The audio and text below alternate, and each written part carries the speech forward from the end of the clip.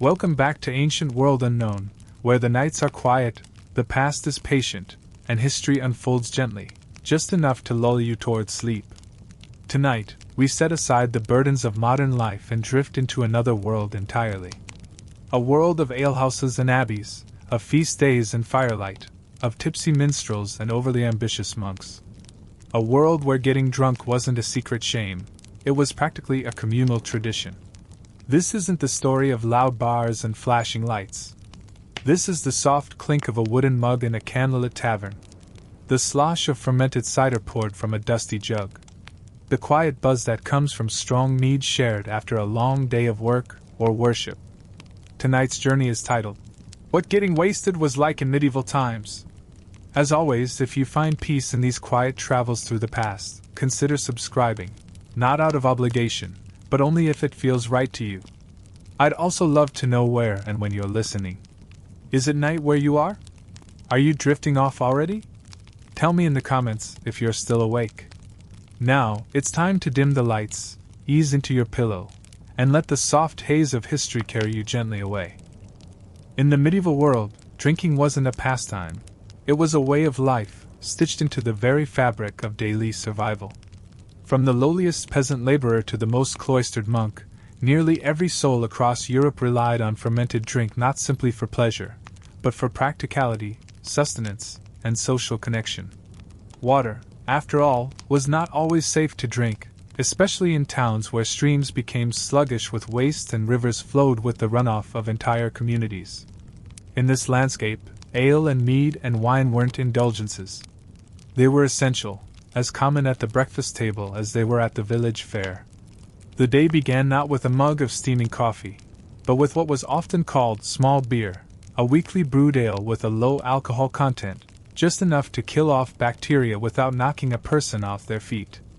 It was cloudy, warm, and a little sour, but it was nourishing, filled with proteins and calories.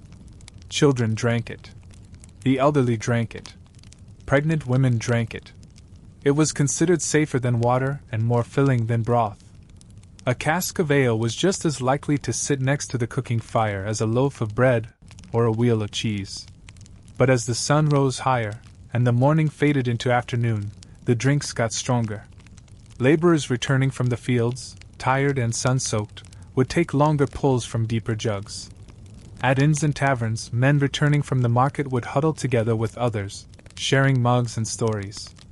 Drinking was not merely tolerated, it was encouraged.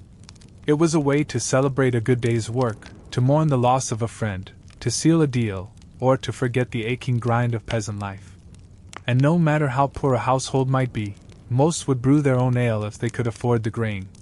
Brewing was a task often assigned to women, who became the unofficial alewives of their neighborhoods, producing barrels of beer in clay pots or wooden vats, bubbling and foaming beside their hearths. In monasteries, the drinking ritual took on a more formal tone, yet no less enthusiastic. Monks brewed their own beer, sometimes exceptionally strong, and consumed it in generous amounts between prayers and scripture readings. A single monk could drink several liters a day, the strength and quality often depending on the wealth and prestige of the monastery. Though sworn to a life of contemplation, many monastic communities became renowned for their brewing skills, producing some of the finest and most complex beers in all of Europe. The drink was part of their rations, 3 servings a day, with stronger brews saved for feast days, sickbeds, or visiting dignitaries. It was not uncommon for monks to be found in varying states of cheerfulness by evening, their cheeks flushed beneath their cowls, their chants just a bit more lively than usual. The act of drinking wasn't confined to private spaces. In towns and villages, public houses and taverns were the social heart of a community. Though they varied in quality and size, most offered a combination of drink, gossip, dice games, and occasionally food. These were dimly lit spaces with packed earth floors, low ceilings, and the constant aroma of yeast, sweat, smoke, and salted meat. Ale was often served in wooden mugs or pewter tankards, rarely washed, and often passed from one patron to the next. The barkeep might not even measure the servings, simply refilling as needed and collecting payment by the evening's end.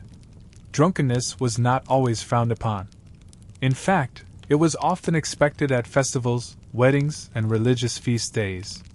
Getting merry was a rite of celebration, and people took pride in their capacity to drink. On holidays like Michaelmas or Christmas, villagers would gather in the square with jugs of spiced ale, singing songs, playing flutes and lutes, and dancing in circles until the stars overhead blurred and the ground beneath their feet turned unsteady. Drinking contests were popular entertainment, and those who could outdrink their neighbors were cheered, sometimes even awarded prizes. The line between fun and foolishness was blurry at best, and while the church sometimes preached moderation, even many priests enjoyed their own cups behind closed doors. Yet, not everyone was merry in their cups. There were darker sides to this culture of constant imbibing. Chronic drunkenness could bring shame to a household. It could lead to arguments, brawls, or worse. In some towns, habitual drunkards were paraded through the streets in stocks or shamed with mocking songs. The church condemned excess, even while profiting from the vineyards it owned. Laws were sometimes passed to limit tavern hours, or to fine those who became too unruly after too many mugs. Still, for the most part, heavy drinking was tolerated, understood to be part of the human condition, especially when life was short and hard. For women, the world of alcohol was more complex. Alewives might enjoy the drink as they brewed it, and many women partook during feasts or family gatherings. But public drunkenness among women was often looked down upon, especially in conservative regions. A woman who drank too freely risked being labeled immoral, or worse, witch-like. This double standard, however, did little to keep women away from their cups. In private kitchens and quiet corners of taverns, they too sipped mead, laughed too loudly, and stumbled home with their shawls askew. Children, oddly enough, were not excluded from this culture of casual drinking. Small beer was common in the nursery and schoolyard alike. Though it contained less alcohol than stronger Alesh, it still had a mild effect, just enough to relax a restless child or to encourage a long nap. In wealthier households, wine diluted with water might be served instead. It was simply assumed that alcohol was a natural part of nourishment. The idea of complete abstinence did not take root until much later, and the concept of alcohol being inappropriate for young people would have seemed foreign to most medieval minds. What's more, alcohol was often used medicinally. Herbal-infused wines and spiced meads were recommended for ailments ranging from headaches to melancholy. Monks compiled entire volumes of drink recipes designed to cure sickness or summon sleep. A person suffering from chills might be given a hot ale laced with ginger. Someone grieving a loved one might be offered a calming mead brewed with lavender or rose hips. Alcohol was seen as warming, soothing, and spiritually balancing. Even midwives used it to steady women in childbirth, offering it in small doses to calm nerves or dull pain. As evening fell in the medieval world, drinking took on a more relaxed, sometimes rowdy tone. Fires burned low, mugs were refilled, and the stories grew longer with each retelling. In the grand halls of nobles, goblets of rich wine passed from hand to hand. In peasant cottages, the last of the homemade brew was ladled into wooden bowls. In monasteries, a final drink might be taken in silence, honoring the day's end. The night was long, cold, and full of spirits, both in the cup and in the air. To drink was to feel less alone in the darkness. So, to truly understand what getting wasted meant in the Middle Ages, one must imagine not just drunken laughter or staggering footsteps, but a world where drink was life's companion. A world where the clink of mugs echoed louder than sermons, and where the warmth of ale was a quiet rebellion against the cold and chaos of a difficult world. If one wanted to understand how medieval society sustained its thirst, the best place to begin wasn't the tavern or monastery, but the humble home of the village alewife. In a world where drinking was as natural as breathing, someone had to be responsible for producing the endless supply of ale that fueled both workdays and feast days alike. That someone, more often than not, was a woman with flour on her apron, soot on her cheeks, and a bubbling pot beside her hearth. She wasn't just making drinks, she was running one of the most essential industries of medieval life, often without formal recognition, legal protection, or respect. Still, in her kitchen, she held the power to nourish, to intoxicate, and to profit. Brewing in medieval times was, for many centuries, a domestic task, as routine as baking bread or spinning wool. And in most households, women were the ones who carried it out. Brewing was seen as an extension of a woman's traditional role, keeping the household fed and functioning. In poorer homes, ale might be brewed in small batches for personal consumption, made with basic ingredients like water, barley, and herbs. The result was what we now call small beer, light, nourishing, and only mildly intoxicating. It didn't last long before turning sour, so it was made often, in rhythm with the household's needs. Children, the elderly, and servants all drank from the same supply. But for many Aleuts, brewing wasn't just about keeping the family hydrated, it was a source of income. If a woman brewed enough to have extra, she might sell it from her doorstep, offering mugs to neighbors and passers-by for a small fee. These informal alehouses were the backbone of village life, places where one could drink, gossip, and rest without the formal trappings of an inn. The alewife herself became a fixture of the community, often recognized by the ale stake, a broom or branch hung above her door to indicate she had ale for sale. This business, however, came with risks. Alewives were frequently accused of watering down their brew, overcharging their customers, or skimping on quality. In many towns, they were required to register with the local ale taster, a man appointed to inspect the strength and purity of ale sold in the community. If he found it too weak or too strong, he could fine the alewife or shut her down entirely. And since the ale taster was almost always a man, and the alewife was a woman operating without male supervision, these encounters were not always fair or friendly. Some towns even had public whippings for women found guilty of selling bad ale. Still, despite the risks, the trade endured. The alewife's toolkit was modest but essential. Brewing equipment might include a large cauldron, a wooden mash tub, a stirring paddle, and a collection of cloths for straining. The ingredients were simple: barley or oats, yeast, often from the air or borrowed from a neighbor, and water. Hops, which gave beer its familiar bitterness and preservative power, weren't widely used in many parts of Europe until the late medieval period. Before that, brewers used a variety of herbs and spices, known as grut, to flavor and preserve their ale. This might include heather, yarrow, wild rosemary, juniper, and even nettles. Brewing was a careful process. The grains were soaked, mashed, boiled, and then strained. The resulting liquid, called wort, was cooled and allowed to ferment, either naturally or with the addition of saved yeast. The entire process might take several days, during which the brew had to be protected from contamination, pests, or wandering children. A single mistake could spoil the batch. And once it was ready, it had to be consumed quickly, within a week or two, before it turned sour or developed dangerous molds. Despite the physical labor and precarious legal status, Alewives held a unique kind of independence. They were women who, in many cases, managed their own income, interacted freely with the public, and earned a reputation that extended beyond their front door. Some became quite successful, especially in larger towns or near busy roads where thirsty travelers passed often. Others operated more quietly, serving only friends and neighbors. In either case, brewing gave many women a degree of economic agency that was otherwise rare in medieval society. But this independence also made them targets. Alewives were frequent subjects of ridicule, suspicion, and satire. In medieval literature and art, they were often portrayed as loud, deceitful, slovenly, or flirtatious.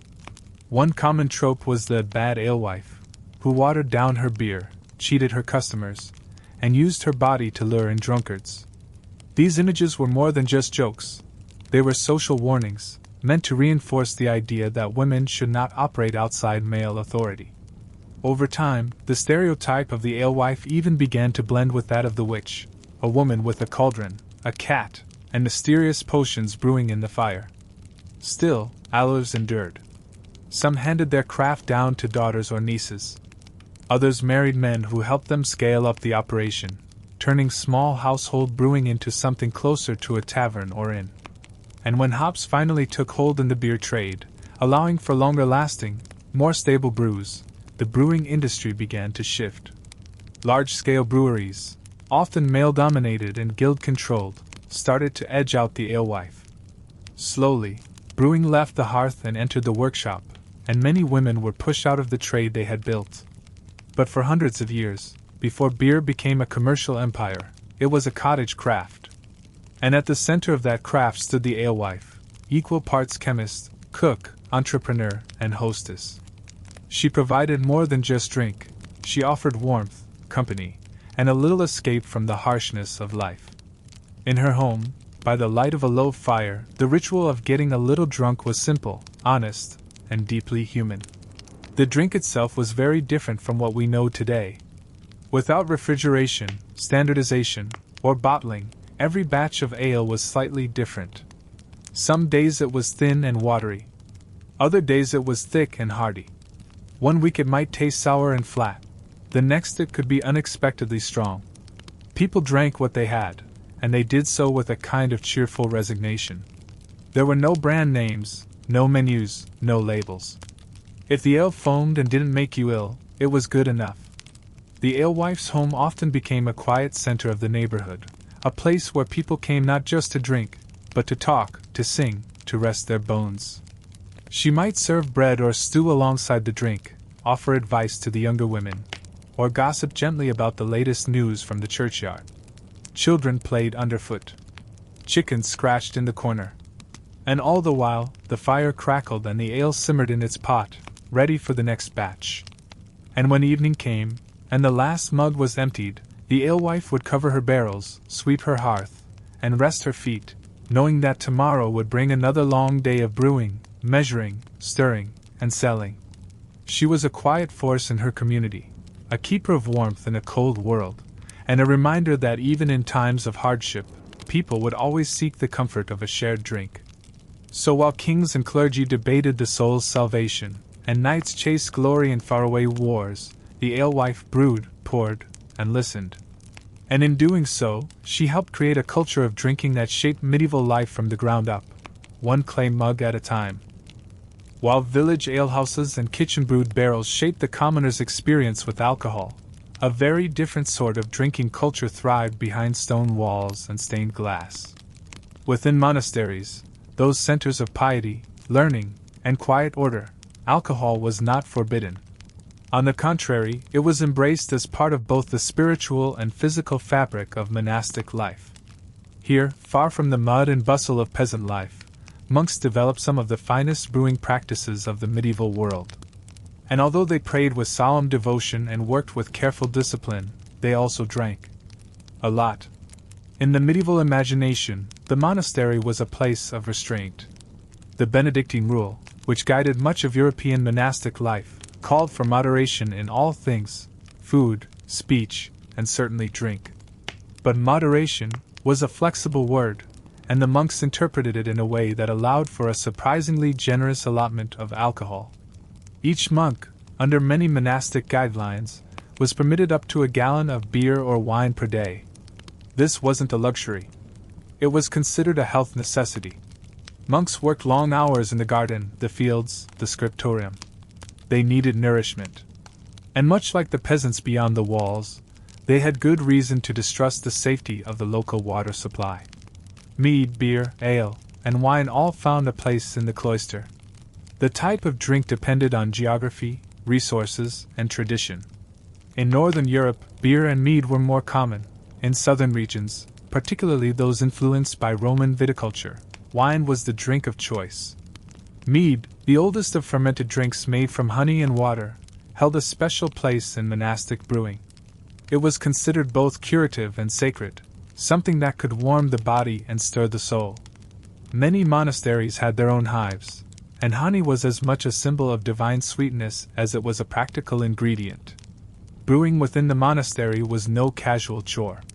It was an art, often overseen by a specific brother known as the braciator, or brewer-monk.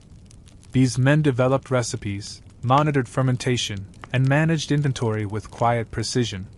Some monasteries became famous for the strength and clarity of their brews, selling the surplus to nearby towns and using the income to support their works of charity and maintenance.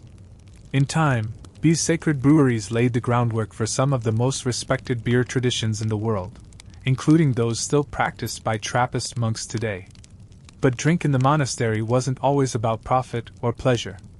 It was woven into the liturgical rhythm of the day.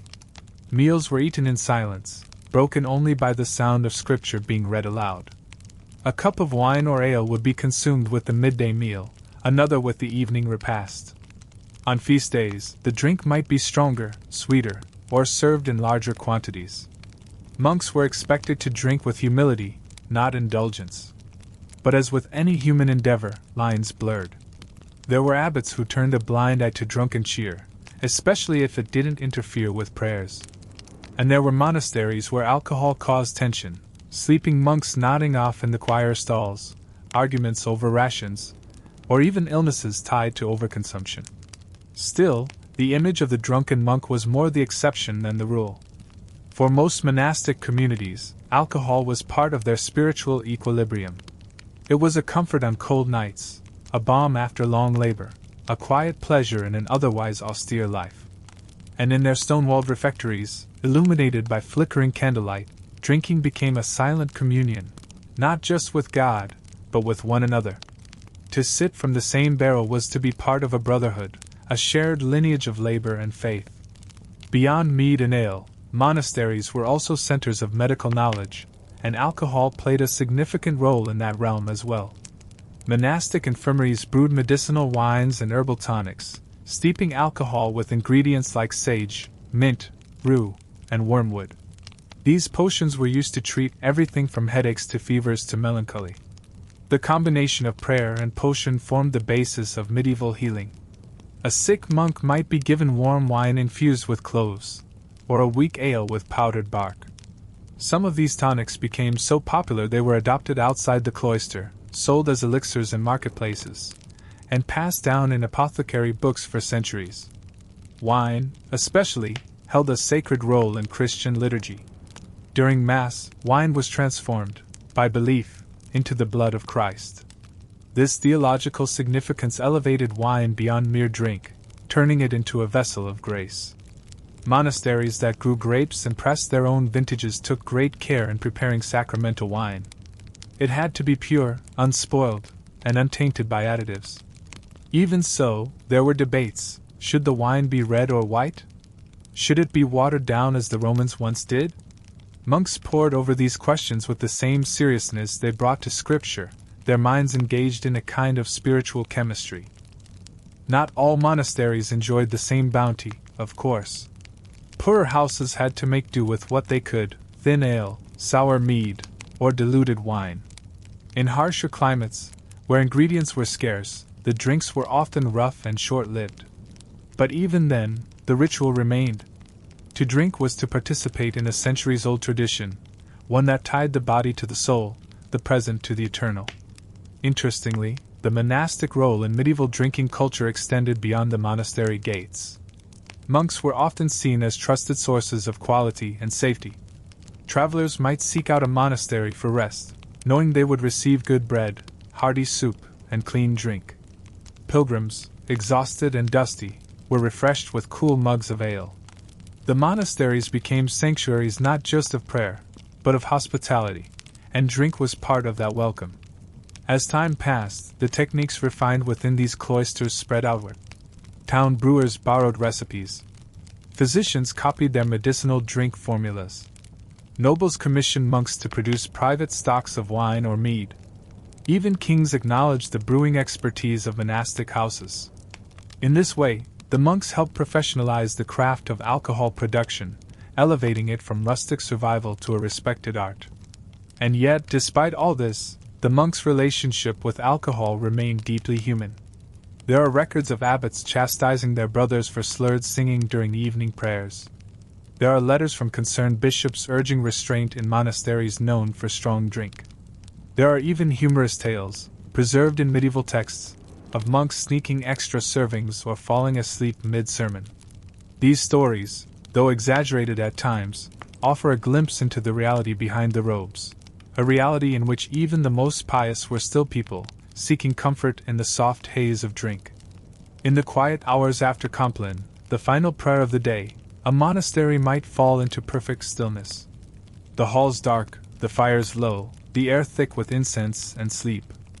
Somewhere in a corner cell, a monk might sip from his final cup, reflecting on the labors of the day. The drink warmed him, not in rebellion or excess, but in recognition of life's sweetness, brief, imperfect, but worth savoring. And in that moment, the distance between sacred and simple vanished, if only for a few quiet sips. So when we imagine medieval drunkenness, we must also imagine this: the cloistered stillness of monks who drank not to forget, but to remember. Remember their vows, their brotherhood, their place in a world that often trembled with uncertainty. For them, as for many others, getting a little drunk wasn't just a distraction. It was a ritual, a gesture of resilience, a small, sacred escape. If the home was the heart of daily sustenance and the monastery a sanctuary of sacred brewing, then the tavern was the roaring soul of social drinking. It was here, beneath low rafters and beside sputtering torches, that the full spectrum of medieval intoxication unfolded. Taverns were more than mere drinking houses. They were the theater of the common man, the gossip hub of the village, the courtroom of minor disputes, the rehearsal stage for folk songs, and the pressure valve for working-class frustrations. In these crowded, noisy spaces, getting drunk wasn't just permitted, it was often expected. A medieval tavern was rarely the kind of polished establishment that lives in the imagination of romanticized fantasy.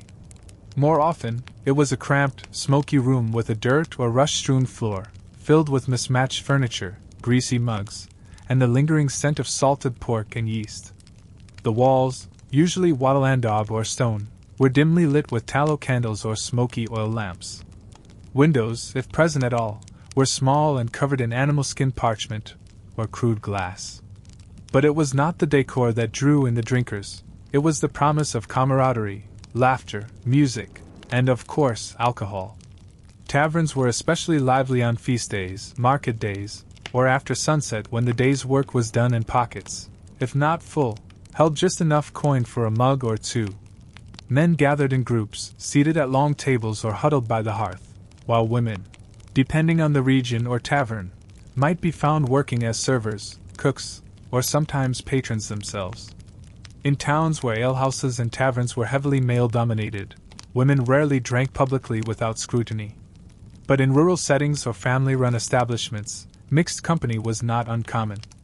Children, too, might be present, especially in the earlier hours, sipping small beer while their parents conducted business or relaxed among friends. The drinks served varied by region and season. Ale and mead remained staples, often homemade or locally sourced. In areas influenced by Roman or Southern traditions, wine was more prevalent, though often sour or watered down to stretch supply. More refined establishments, usually found in wealthier towns or trade cities, might serve imported wines from France, Italy, or the Rhineland. But for most, the drink was coarse and local. The important thing was that it flowed, and that it was strong enough to dull the edge of a hard life. Taverns were also where brewing trends were tested. Some innkeepers dabbled in spiced or mulled ale, warming it over coals with additions like cinnamon, ginger, or pepper. Others offered herbal infusions, either for flavor or supposed medicinal effect. Mead might be steeped with cloves or orange peel. Wine might be sweetened with honey or boiled to thicken its body. These concoctions weren't just about taste, they were about reputation. A tavern known for its memorable brew could become a destination in itself, drawing customers from neighboring villages or travelers passing through. Music and storytelling were inseparable from the drinking experience. A typical evening might begin quietly, with murmured conversations and the clink of mugs, but as drink took hold, the volume rose. Lutes, fiddles, or pipes might appear, played by wandering minstrels or talented locals. Songs, often bawdy, humorous, or nostalgic, filled the air. Ballads told of love lost, of heroic deeds, of foolish kings or clever peasants. Drinking songs had choruses designed for loud, off-key group participation, and they were sung with arms draped across shoulders, eyes glazed, and smiles wide. Many of these songs lived only in memory, passed orally from singer to singer, shifting slightly with each retelling. Folk games were also a feature of the tavern scene. Dice games were immensely popular, and gambling was common, despite periodic efforts by church or crown to outlaw it.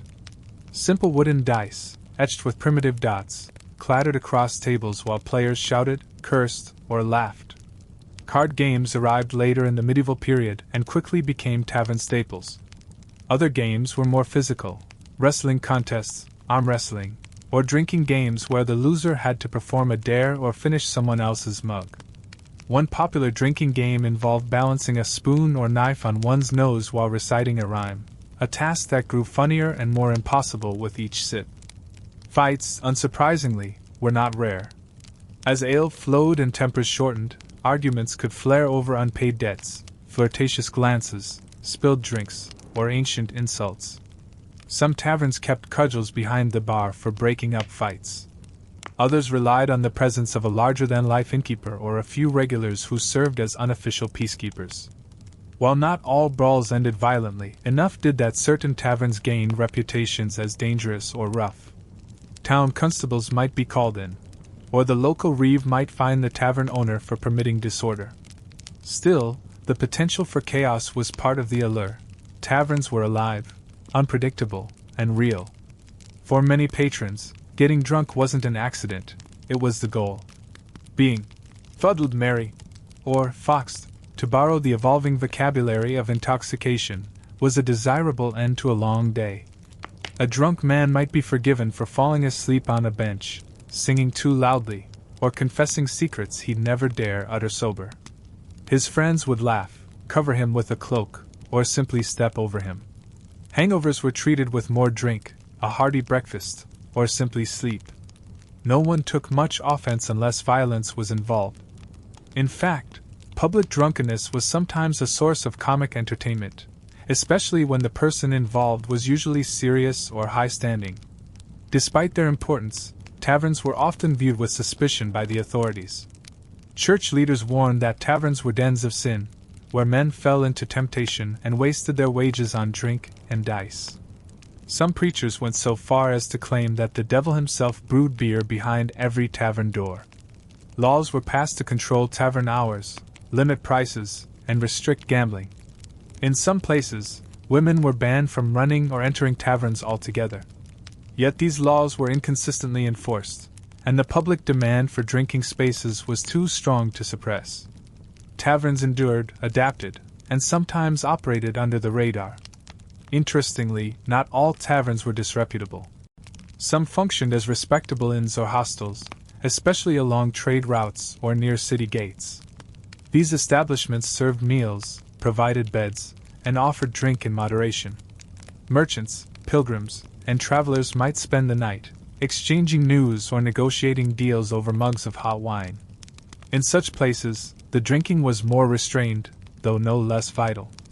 Alcohol eased negotiations, built trust, and offered comfort to those far from home. There were also seasonal taverns, pop-up alehouses that appeared during festivals, fairs, or harvest times. Farmers would brew extra ale, hang out an ale stake, and serve neighbors for a week or two before returning to their regular lives. These temporary taverns were festive and often raucous, with music, games, and dancing in open fields or barns. Here, getting drunk was not only accepted, it was woven into the celebration itself. Everyone was expected to partake, from grandmothers to stable boys. The drinks were strong, the food plentiful, and the laughter contagious. The visual culture of taverns reflected their earthy charm. Wall carvings, graffiti, and crude paintings often adorned the interiors.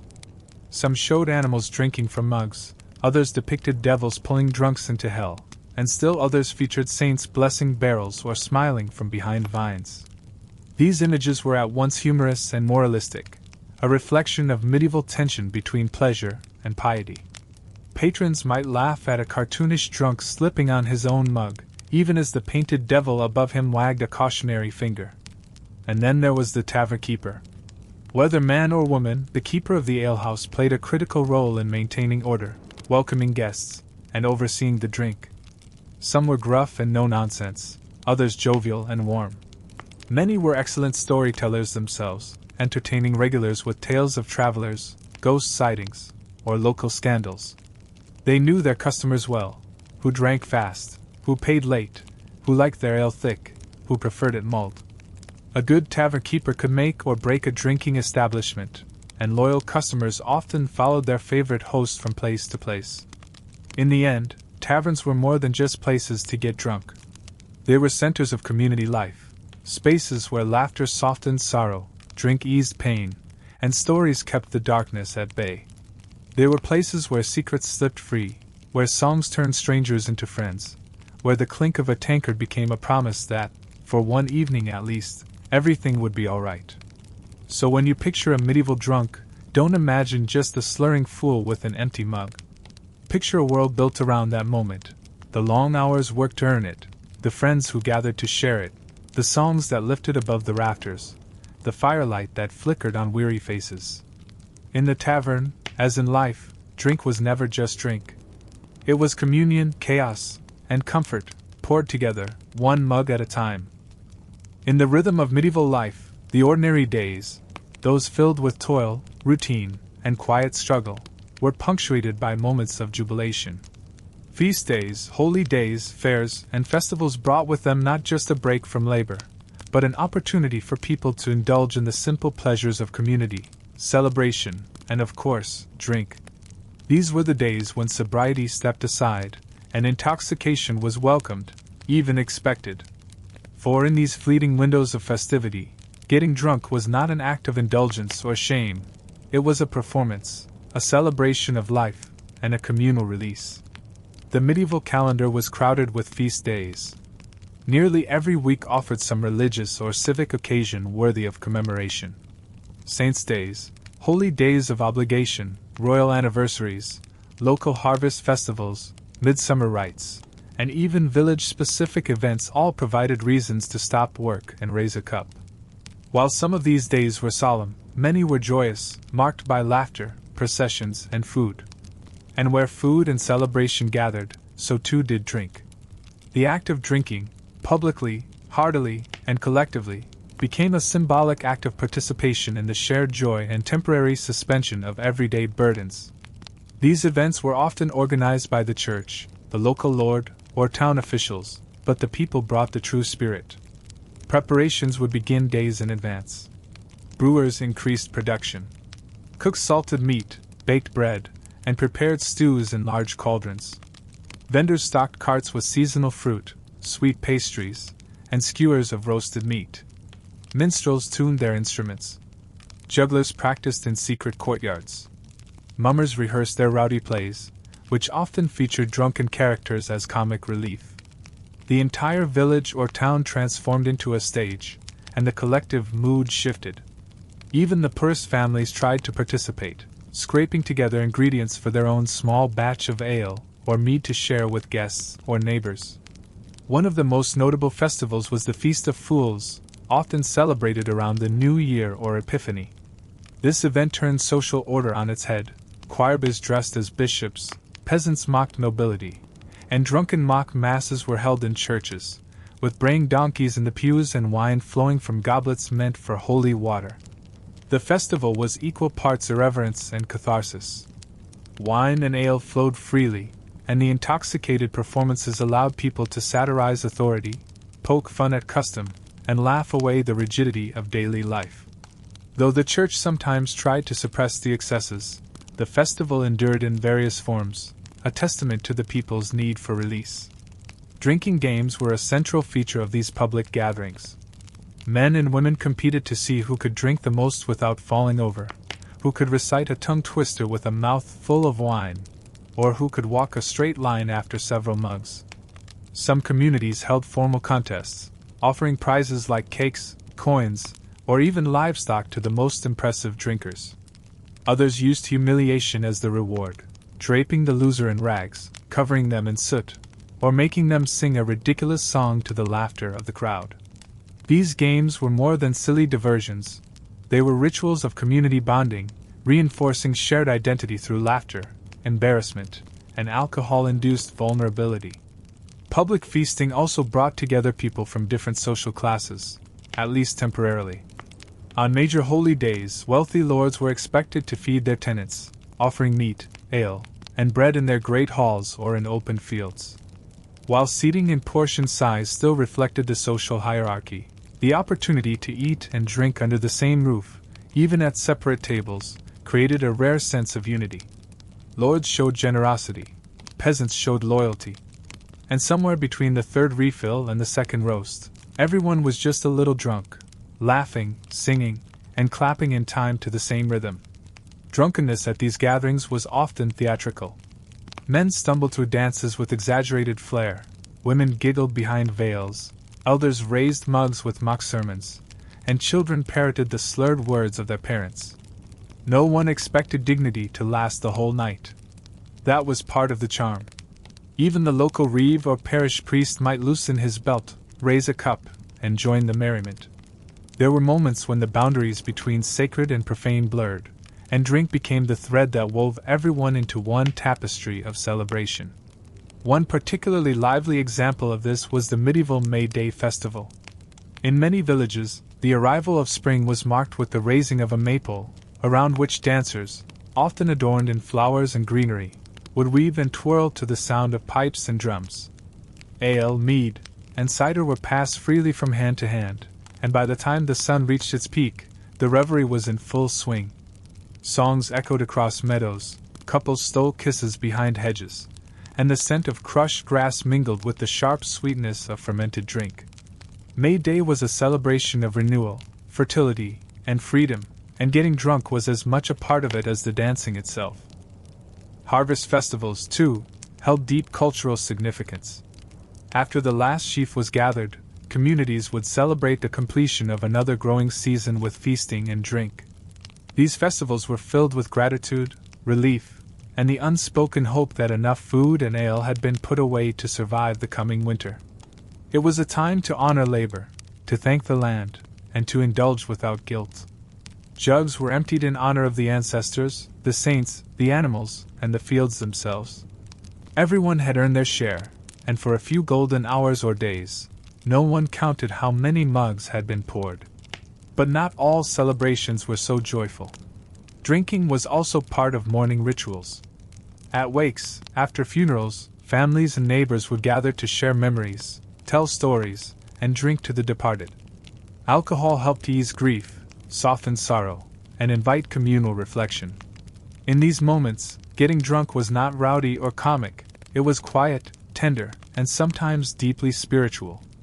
To sip from the same cup that others did was to acknowledge that life went on, that sorrow was shared, and that memory lived on in laughter and tears alike. Even coronations and royal weddings were opportunities for national intoxication. When a new monarch ascended the throne, or when a royal heir took a spouse, towns might receive royal orders to celebrate. Taverns offered free ale, fountains were filled with wine, and public squares were decorated with banners and garlands. People drank in honor of their king or queen, not because they knew them, but because the act of drinking tied them to something larger, a kingdom, a legacy, a future. The alcohol, in these moments, served as a unifier, a social lubricant that dissolved class tensions, if only briefly. Despite the scale of public drinking, some attempted to regulate the excesses. Laws were sometimes passed to limit how many hours alehouses could remain open during festivals, or to restrict public drunkenness during religious processions. Church sermons warned against gluttony and drunken disorder. But these efforts rarely made lasting changes. The need for joy, relief, and shared humanity outweighed the fear of sin or shame. And so, while the authorities preached restraint, the people kept pouring. One cannot forget the symbolic role of drink in medieval pageantry. In mystery plays and religious performances, staged in town squares or churchyards, alcohol was often part of the spectacle. Biblical scenes were dramatized with humor, and characters like Noah, Herod, or the innkeeper of Bethlehem were portrayed as comic drunks. The audience, usually a little tipsy themselves, laughed heartily. These plays used alcohol to bridge the sacred and the everyday, making divine stories relatable, human, and entertaining. All told, the festivals and feast days of the Middle Ages were not merely excuses to get drunk. They were vital to the psychological and emotional survival of communities constantly under pressure, be it from famine, war, plague, or poverty. The act of drinking together, in public and with abandon, was a release valve, a ritual of resilience.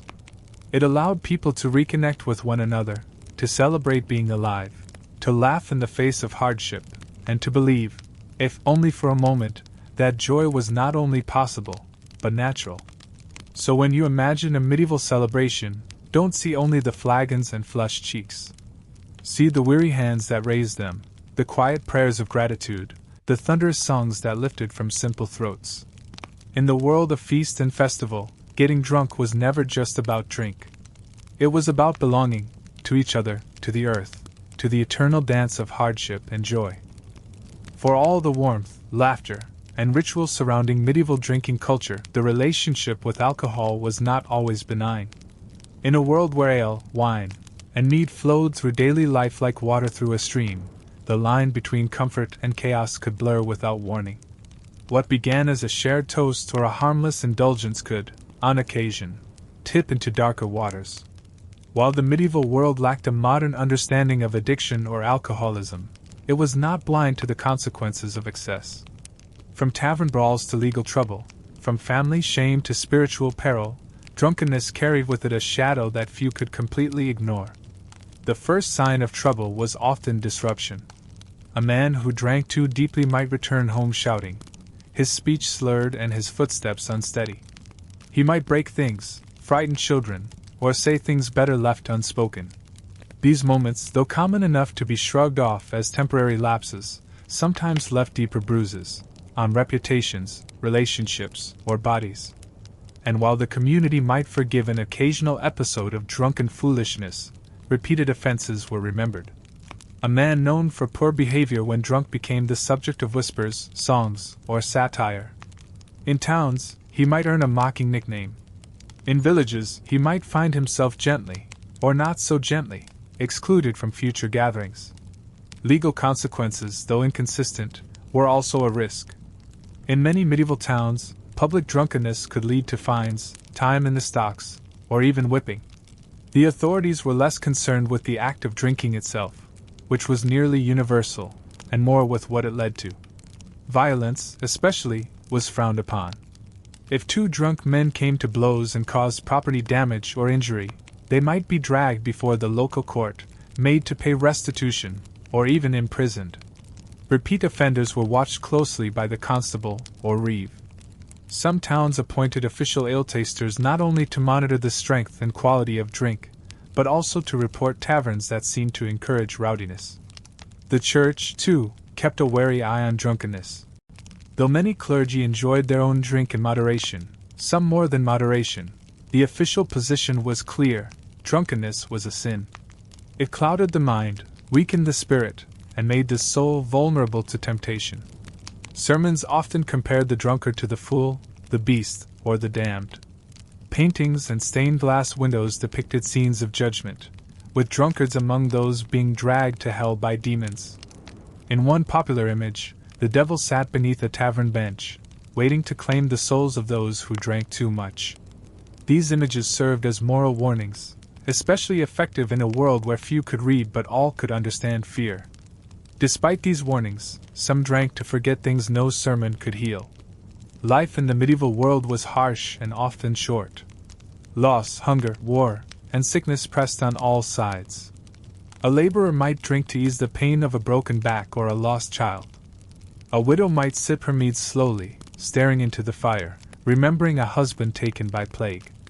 A soldier returned from battle might seek solace in ale, trying to drown the images of blood and screams. These were not moments of celebration, but of escape. And in such cases, the drink did not warm, it numbed. Women who drank too much faced a different set of consequences. While men were often forgiven or even celebrated for drunkenness, women were judged more harshly. A drunk woman was considered untrustworthy, scandalous, or morally loose. She risked being labeled a scold, or worse, a witch. Some communities believed that women who drank too often could no longer control their tongues or their bodies, making them dangerous to household harmony and social order. In literature and folklore, the image of the drunken old woman became a stock character, loud, foolish, and deserving of ridicule. Yet women did drink, and often. They simply did so more quietly, in private spaces, or in the company of trusted friends. one of the clearest reflections of alcohol's double edge was its presence in medieval punishment and public shaming rituals. In some towns, habitual drunkards were punished by being placed in the stocks or paraded through the streets in humiliating costumes. Others were forced to wear signs declaring their offense, or to carry a jug on their heads as a mark of shame. These punishments were meant not only to correct behavior but to entertain the public. The spectacle of a drunk being punished drew laughter, gossip, and sometimes pity. It also served as a warning: drink, by all means, but know your limit. The connection between drinking and crime was a subject of constant debate. Chronicles and court records tell of thefts committed under the influence, assaults sparked by drunken arguments, and even murders born of tavern quarrels. In one case, two men argued over the outcome of a dice game, and one struck the other with a mug so hard it cracked his skull. In another, a woman stabbed her husband with a cooking knife after he returned home drunk and violent for the third time in a week. These stories, while dramatic, were not uncommon.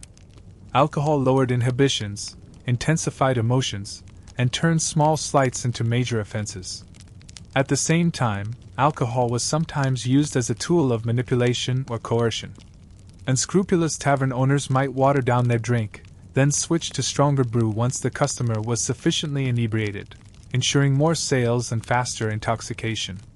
Women and men alike could be lured into foolish decisions under the influence of too much wine or ale, signing unfavorable contracts, gambling away belongings, or agreeing to questionable alliances.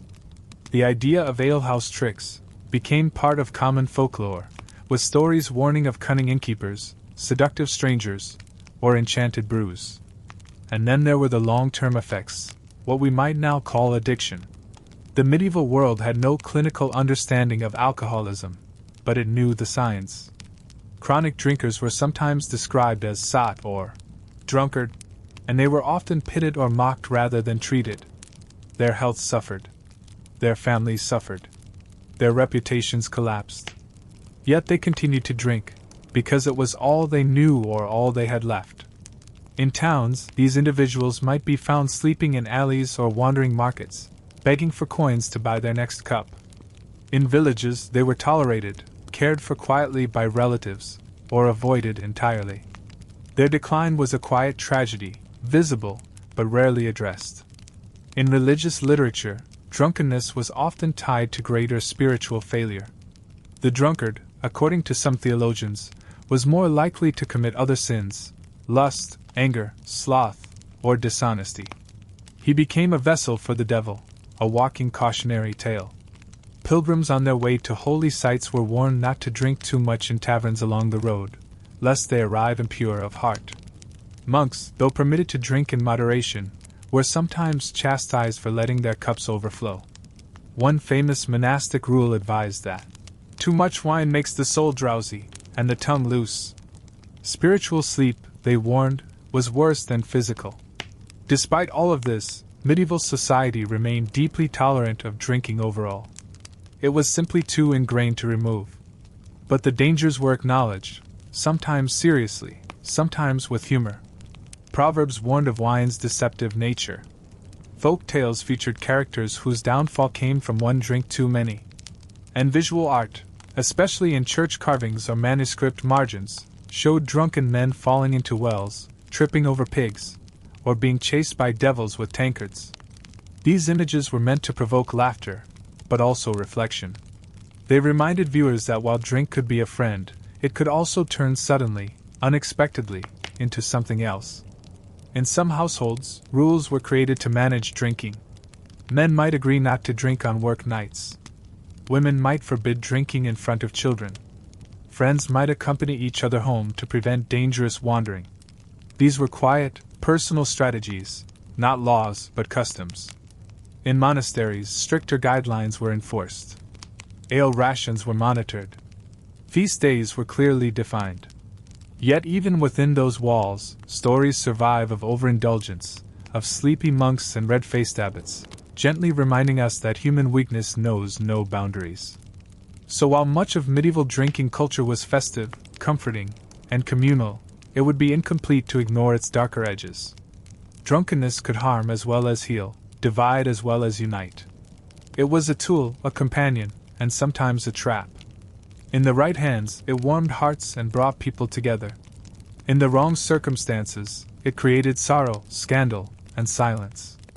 To drink in the medieval world was to walk a line, sometimes narrow, sometimes wide, between joy and regret. And though few understood the science of alcohol's effects, all understood its power.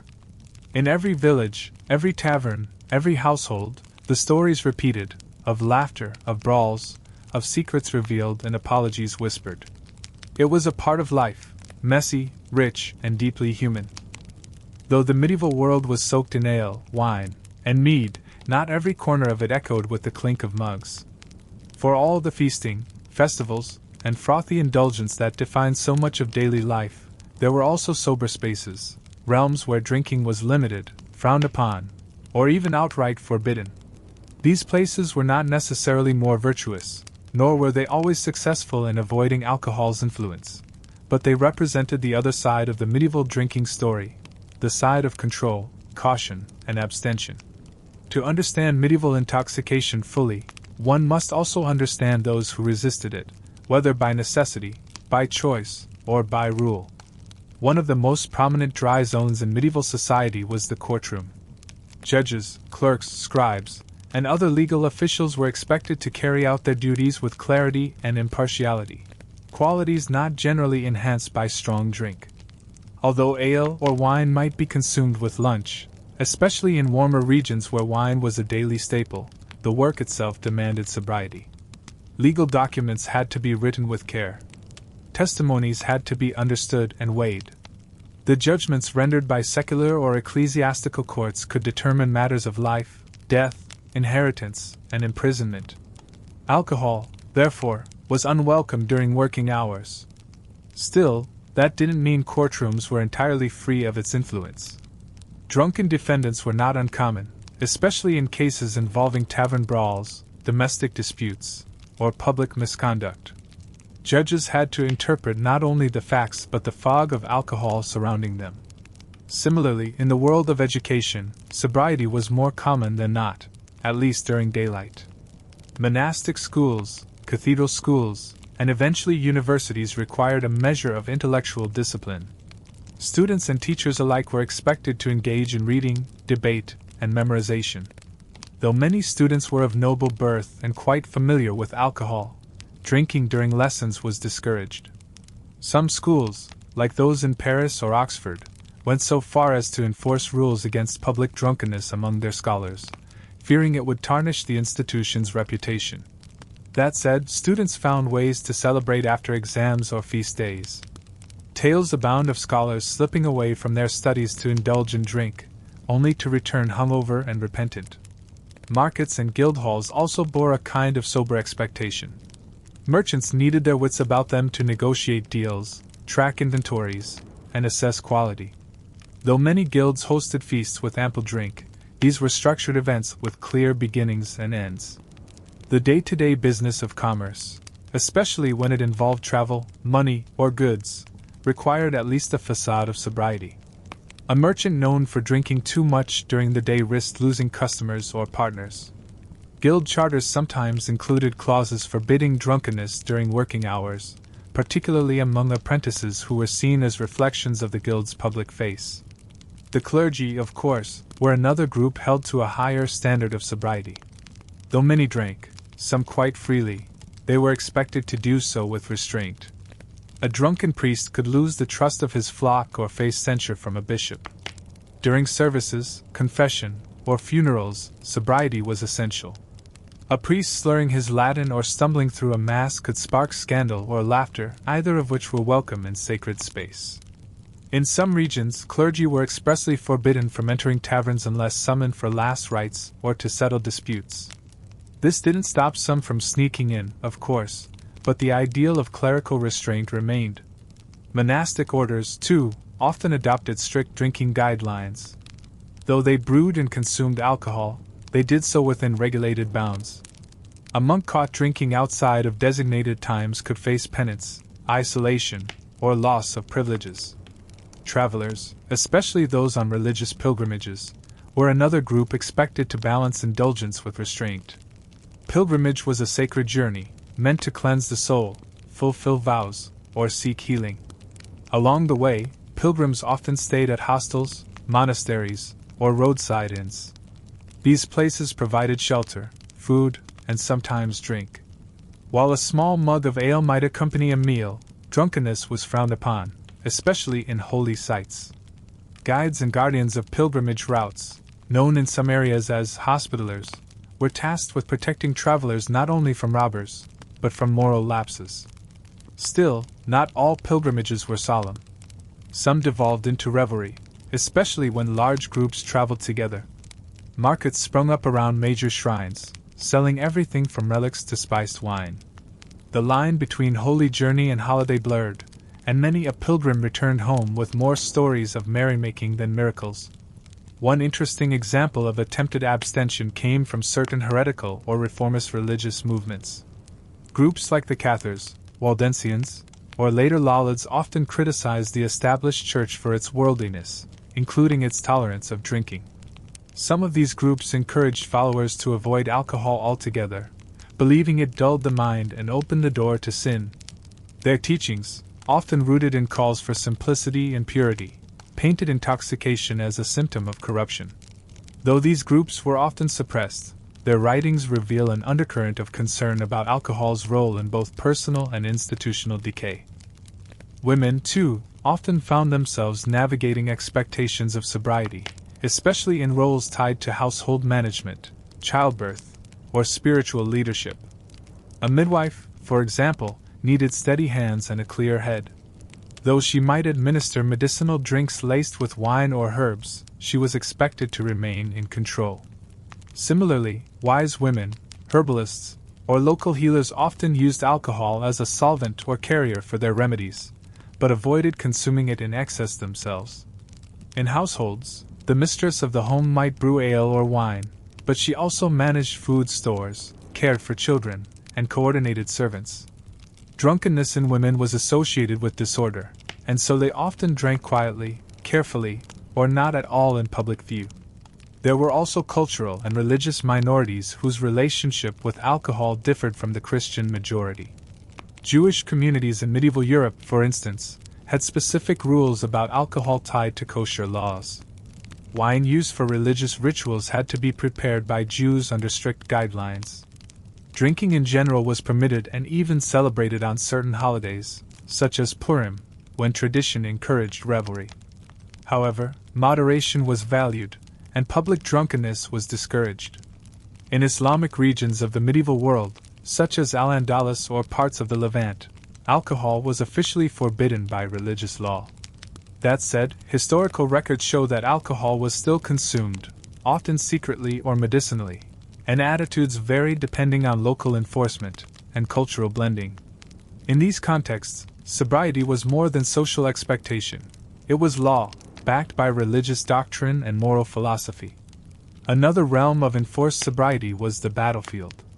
Soldiers and knights were expected to keep their wits about them before and during combat. While celebratory drinking occurred before campaigns or after victories, commanders discouraged intoxication during marches or battles. A drunk soldier was a liability, not only to himself but to the entire unit. Military codes sometimes included punishments for drinking on duty, especially among guards or sentries. Still, the realities of war, long waits, fear, pain, often drove men to seek out alcohol when available. After battles, drinking could become wild and unchecked, especially in looted towns or temporary camps. These moments of intoxication were tolerated, but only until discipline had to be restored. In some trades and professions, sobriety was enforced by sheer necessity. Blacksmiths, for example, worked with hot metal and sharp tools. A drunk blacksmith was a danger to himself and others. Similarly, millers, coopers, and tanners handled dangerous machinery, chemicals, or heavy loads. Their work required focus, coordination, and physical strength. While they might drink at day's end, most avoided strong drink during their labor. Their tools did not forgive clumsiness. And then there were the quiet abstainers, the individuals who, by personal conviction or health, chose to avoid alcohol altogether. Though they were a minority, they existed in every walk of life. A man recovering from an illness might swear off strong drink. A woman might vow sobriety after watching her father or husband fall to drunkenness. A monk might take a private vow of abstinence to strengthen his spiritual resolve. These people were rarely celebrated, but their presence was a quiet reminder that not everyone joined the nightly chorus of mugs and mirth. Even in the most drink-soaked regions, periods of forced or chosen sobriety marked the rhythm of the year. Lent, for example, called for abstention not only from rich foods but also from excessive drink. Many Christians reduced their intake of alcohol during these 40 days, focusing instead on reflection, charity, and prayer. Similarly, fasting days scattered throughout the calendar reminded the faithful to forego earthly pleasures. While enforcement varied, the cultural expectation remained: there were times to drink and times to refrain. So while the Middle Ages are often remembered for their hearty toasts and drunken mischief, the full picture is more balanced. Across courtrooms, churches, classrooms, battlefields, and households, there were moments, many of them, when the mug remained on the table, untouched. These dry places did not negate the culture of drink, but they shaped it. They provided boundaries, contrast, and context. They reminded the medieval drinker that alcohol, though ever present, was not always appropriate. In a world so often defined by custom and rhythm, even restraint had its place. To drink in the medieval world was an act full of nuance. And to abstain, even briefly, was just as meaningful. Behind every toast, there was a silence. Behind every celebration, a pause. And it was in those quiet, sober spaces that the mind cleared, the body rested, and the soul took stock, preparing, perhaps, for the next feast to come. In a world where drink was not merely common but expected, where mugs were filled and emptied with near religious regularity, it should come as no surprise that the medieval people developed an entire cultural vocabulary around the act of getting drunk. Alcohol, after all, wasn't just something they consumed. It was something they talked about, laughed about, judged, celebrated, feared, and used as metaphor for all manner of things. The language of intoxication became a way for people to understand the human experience, to describe the indescribable state of inebriation, to laugh at the foolhardiness of others without naming names, and to soften the social consequences of overindulgence with humor and euphemism. Though literacy was limited in the medieval world, oral storytelling, song, and popular sayings kept the spirit of language alive and vibrant. And few things inspired the medieval imagination like the fool who had one too many. In both town and village, tales were told of men who drank themselves into the floor, women who sang with their shoes off, and priests who lost their Latin after the third cup. These phrases were not written down so much as repeated, adapted, and passed along like family recipes, changing subtly with each telling, but always recognizable. One of the most enduring aspects of medieval humor was its affection for the drunken character. From mystery plays to folk ballads to the tales of Chaucer, the figure of the drunk was a familiar stock role.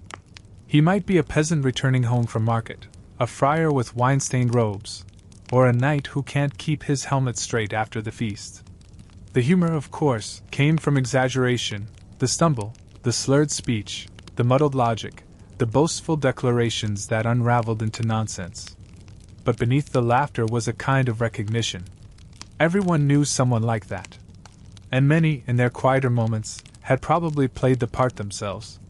The language used to describe drunkenness in medieval times was colorful and varied, though often tied to the world around them: agriculture, animals, nature, and religion. To be drunk might be described as full as a tick blessed with the brewer's gift, or under the saint's thumb. A person who drank too much might be said to have eaten barley from the wrong end, or to be dancing with the devil's donkey. Someone teetering between tipsy and unconscious might be 3 fingers from the floor, or half swallowed by the jug. These sayings weren't always meant to shame. More often, they were delivered with a wink, a nudge, a shared laugh that softened the edges of judgment. The medieval fondness for metaphor extended to the tools of drinking as well. A mug might be called a singing cup, especially if it accompanied music. A strong brew might be labeled a whisper from the grave, or a monk's last secret. Mead, with its sweetness and strength, was sometimes referred to as honey's revenge, hinting at how something so pleasant could leave such a sting. Even taverns themselves earn nicknames. The Gate of Forgetfulness, the Hall of Hiccups, or the Bishop's Second Pulpit, depending on the local humor and the frequency of clerical visits. One of the richest sources of drinking language came from the growing tradition of medieval literature, especially in the later Middle Ages. Authors like Geoffrey Chaucer, William Langland, and their continental counterparts included drinking scenes in their stories with all the associated vocabulary. In the Canterbury Tales, Chaucer gives us the pardoner, the miller, and the summoner, all of whom exhibit signs of frequent drinking, from red noses to unsteady morals. The tales they tell and the way they tell them are laced with references to wine and ale, to hangovers and hiccups, to barroom boasts and spiritual confusion. Chaucer's audience, of course, would have known the types all too well. They had seen them at markets and festivals. They had likely been them. Beyond storytelling, the use of drinking as metaphor extended into moral instruction. Religious texts and sermons, ever attuned to the human tendency toward excess, often used the imagery of drunkenness to describe spiritual error. A person overtaken by pride might be described as drunk on self, while those lost in temptation were said to drink from the devil's cask. Even hell was sometimes portrayed as a place where sinners were forever given wine that burned their throats and never quenched their thirst, a twisted reversal of earthly pleasures. These metaphors weren't subtle, but they were effective, especially in a culture where drink was as familiar as bread. In art and illustration, drunkenness was frequently depicted in the margins of manuscripts or on the walls of churches and town halls. The illustrations were often humorous, images of men passed out beneath tables, monks playing dice with the devil, or pigs sharing a drink with friars. These were visual jokes, understood even by the illiterate. In one famous example from a 13th century manuscript, a series of small drawings show a man progressively losing his hat, shoes, and dignity as he drinks his way across the page. The final image shows him asleep, curled up beside an empty jug, with a mischievous cat perched on his belly. These images were not necessarily meant to condemn. More often, they were reflections of a shared cultural experience, reminders that even the best of us could fall victim to a good brew. The language of drink also crept into daily speech, even among those who weren't currently intoxicated. A person making a foolish decision might be asked if they were tasting the morning cup too early. Someone acting too boldly might be accused of being mud bold, implying that their courage came more from ale than conviction. Compliments could be backhanded, such as, "He speaks well for a man with wine behind his teeth." And insults were rarely direct. Instead of calling someone a drunk, one might say, "He measures his hours by the brewer's bell," or "He listens more to the tankard than the bell tower." Perhaps the most fascinating element of medieval drinking language was its layered function. It was at once comic, social, and protective. Humor softened judgment. Metaphor allowed for critique without confrontation. Euphemism provided a way to discuss delicate matters in public. In a society built on hierarchy, where direct accusations could lead to conflict or legal trouble, the ability to speak indirectly was a valuable skill. Saying that someone was sailing the brewer's sea was safer than calling them a problem. And if the subject laughed along, no harm was done. But if they took offense, the speaker could always insist it was just a saying, just a joke, just a story. Drinking also brought with it a kind of linguistic license. Inhibitions fell not only physically but verbally. People said things they might otherwise keep silent. Confessions tumbled out. Jokes grew bolder. Flattery turned florid. Secrets slipped. Many a romantic declaration, regretted or cherished, began after the second mug of wine. Friendships were deepened or broken depending on what was said, or unsaid, under the influence. And when the sun rose, some words were remembered fondly, others were disavowed, and most were never spoken of again. It was understood that drink made the tongue loose, and the mind float. That, too, had its language. Even in the judicial world, Where precision was valued, drink entered the record through testimony and storytelling. Court scribes documented phrases like, "He was addled with ale," or "She spoke with wine behind her teeth," as explanations for behavior. Witnesses described defendants as wide-eyed with mead, or speaking like a man drowning in hops. These weren't legal terms, but they were understood. The language of drink provided a shared cultural reference, a way to signal both the presence and effects of intoxication without the need for clinical diagnosis. The evolution of this language didn't happen in a vacuum. It was shaped by geography, climate, crop availability, and trade. In wine-growing regions, the metaphors favored vineyards, presses, and grapes. In ale-drinking lands, the references turned to grain, kettles, and foam.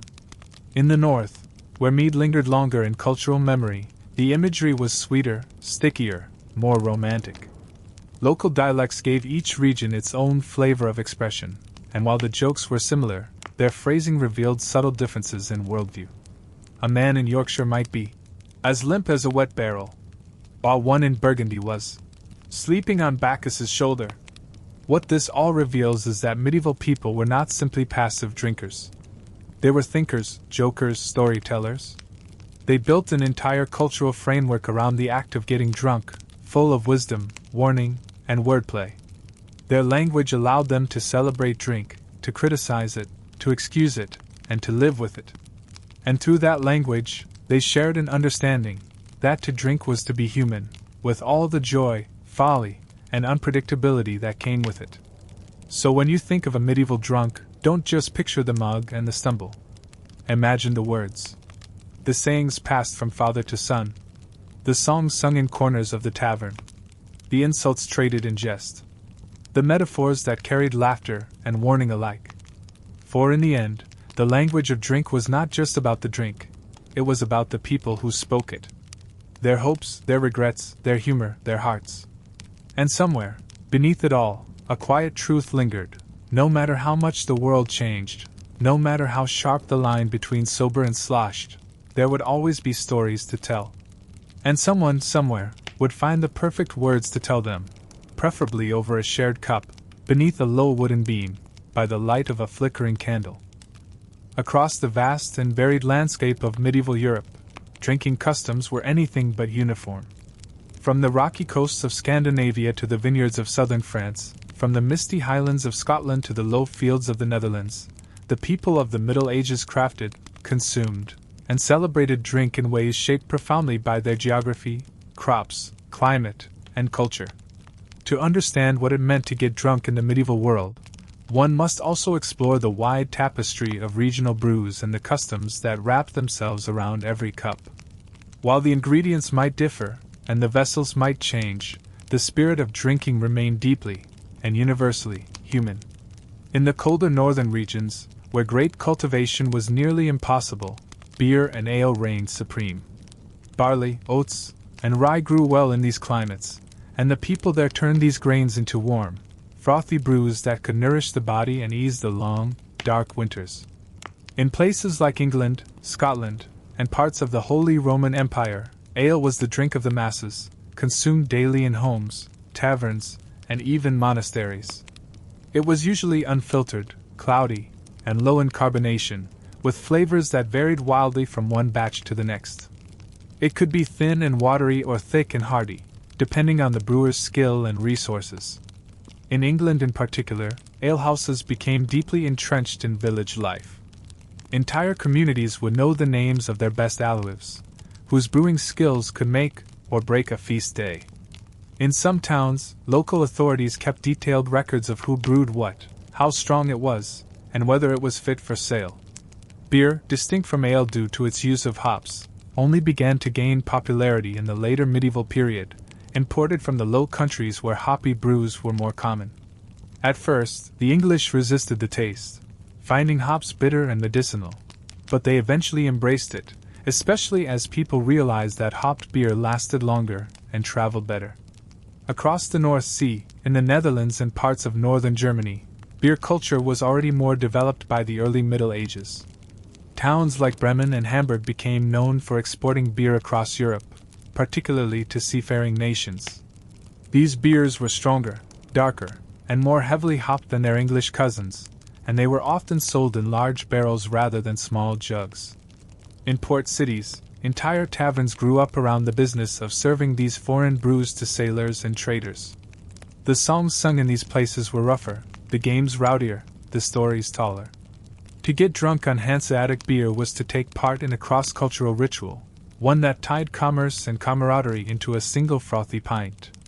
Further south, in regions blessed with warmer climates and fertile soil, wine was the drink of choice. France, Italy, and parts of Spain developed sophisticated viticulture traditions, producing wines that were not only consumed locally but also exported in vast quantities across Europe. In medieval France, entire monasteries were devoted to tending vineyards and perfecting their vintages. Burgundy, Bordeaux, and Champagne became known not just for their flavor but for the social and religious significance of their wine. Lords and bishops hosted banquets where fine wine flowed freely, while peasants drank simpler blends, often watered down, slightly sour, and served from earthenware jugs. In Italy, wine culture was even older, dating back to Roman times. Here, wine was deeply embedded in daily life. Even modest households had access to local varietals, and it was not uncommon for rural families to press their own grapes in small wooden vats, using methods passed down for generations. The Italian peninsula, with its diversity of microclimates, produced wines ranging from sweet and light to bold and acidic. Drinking was often paired with food, olives, bread, cheese, and stews, making the act of getting drunk less about abandon and more about celebration. Still, intoxication was not rare. Village festivals, religious processions, and harvest feasts often ended with loud songs and dancing, fueled by generous pours of homemade wine. Spain, too, produced a wide variety of wines, especially in regions like Rioja and Catalonia. But what made Spanish drinking customs distinct was the inclusion of other fermented beverages as well. In parts of northern Spain and the Basque Country, cider was a popular alternative to wine, especially among shepherds and mountain dwellers. Tart, fizzy, and often unfiltered, it was poured from high above the cup to aerate it, a tradition that survives even today. Meanwhile, in the Islamic-controlled south, known as Al-Andalus, wine production was officially discouraged under Islamic law but still continued in Christian and Jewish communities, sometimes in secret, sometimes with official tolerance. Further east, in Slavic regions like Poland, Bohemia, and Russia, mead was the traditional drink for much of the early medieval period. Made from fermented honey and water, sometimes spiced or blended with fruit, mead was both a celebratory drink and a spiritual one. It played a central role in weddings, funerals, and seasonal festivals. In some cultures, mead was believed to bring wisdom, fertility, or even visions. Drinking mead from a shared cup sealed oaths and brotherhoods. It was often drunk slowly, in solemn ceremonies, but also consumed in quantity during raucous feasts. Later, as trade expanded and hops became more available, beer gradually overtook mead in popularity in many of these regions, though mead never disappeared entirely. In the Scandinavian lands of Norway, Sweden, and Denmark, drinking culture reflected the ruggedness of the landscape and the resilience of its people.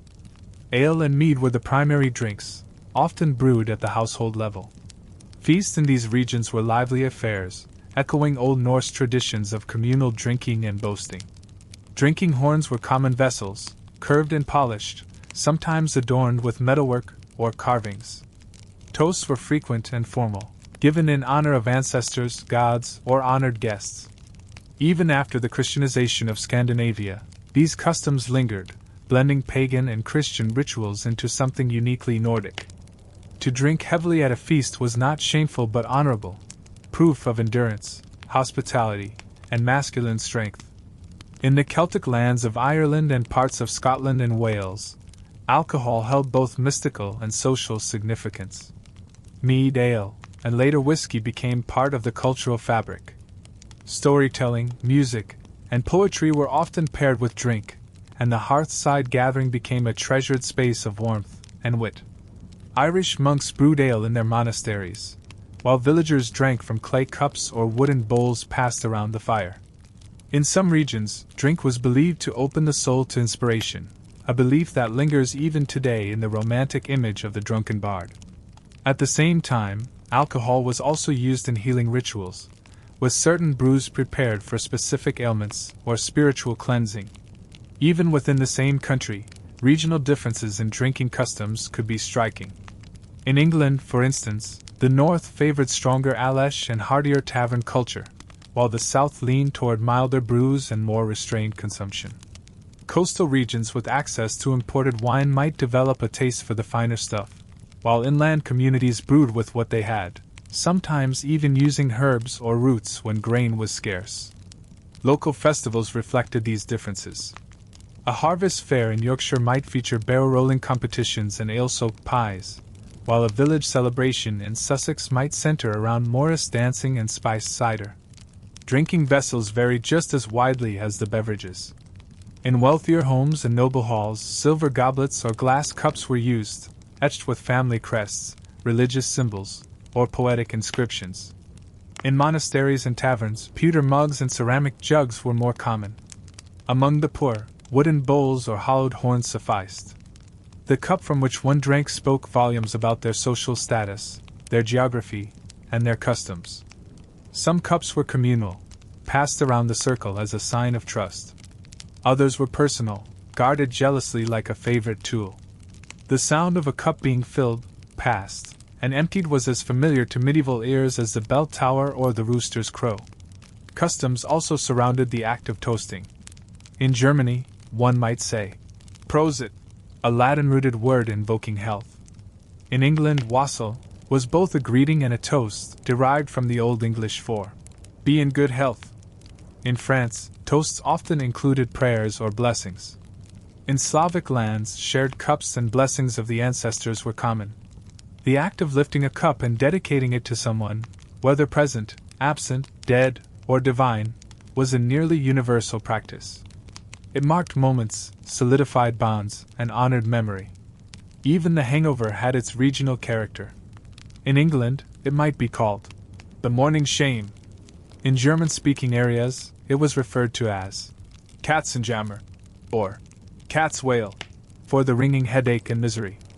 Remedies varied: greasy food, more ale, herbal teas, or simply sleep. In monastic records, hangovers were sometimes noted euphemistically as weakness in the limbs, or sluggishness of spirit. Regardless of language, the experience was universal, and so, too, was the promise to drink less next time, a promise often broken by the next feast. So while it is tempting to speak of medieval drinking as a singular thing, the truth is far more nuanced. Each region had its own brews, its own vessels, its own customs. To get drunk in one village might involve cider and dancing, in another, mead and storytelling, in another still, wine and song. The act remained the same: fermented drink, shared company, temporary escape, but its expression varied with every border crossed and every culture touched. In this patchwork of brews and customs, we see not just the history of alcohol, but the history of people. How they lived, how they coped, how they celebrated, and how they found joy amid hardship. Every region told its story through drink, flavored by soil, shaped by season, and poured from hand to hand like memory itself. While the physical process of brewing in the medieval world involved fire, grain, water, and time, it also carried a weight of wonder and mystery. For many, especially those outside the learned circles of monasteries and guilds, the act of turning simple ingredients into something intoxicating was more than craft. It was close to magic. Brewing was not always explained through chemistry or science, but through signs, symbols, and superstition. Just as the stars were consulted for planting and the saints invoked for healing, the making and drinking of alcohol were wrapped in folk beliefs passed down from grandmother to granddaughter, from alewife to apprentice. To begin, the timing of brewing was often linked to the lunar cycle. In households across Europe, especially those without access to precise instruments or standardized instruction, the moon was seen as a natural calendar, one that dictated not only when to sow and reap but also when to ferment.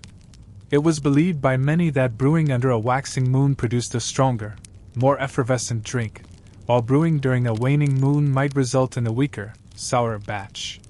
The full moon was said to bring clarity and richness to mead, giving it a deeper golden color. Though these beliefs varied by region and were not universally followed, they persisted long enough to be recorded in folk poems and brewing rhymes. The idea that the heavens influenced the mug in your hand was deeply comforting in a world where so much else was out of human control.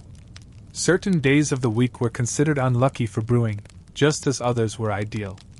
In some places, people avoided starting a new batch on Fridays, believing that the sorrowful nature of the day, linked to Christ's crucifixion, might spoil the process. Mondays were sometimes seen as too volatile, too heavy with the energy of new beginnings. Wednesdays and Saturdays were preferred in many towns, though local variations abounded. In some regions, saints' days were specifically avoided for brewing, lest one distract from spiritual duties and invite misfortune upon the household. Alewives, who made up a significant portion of small-scale brewers in villages and towns, were often seen as both essential and suspicious figures. On the one hand, they provided nourishment, drink, and a key social service. On the other, their work with fermentation, so poorly understood by most, placed them in a liminal space between the domestic and the arcane. The bubbling of wort, the strange smells of fermentation, the timing of yeast collection, and the transformation of grain into a mood-altering liquid all seemed to belong to a world not quite explainable by logic. Because of this, alewives were sometimes accused of witchcraft, especially if their brews were unusually strong, if they seemed too successful, or if their neighbors had reason to envy or resent them.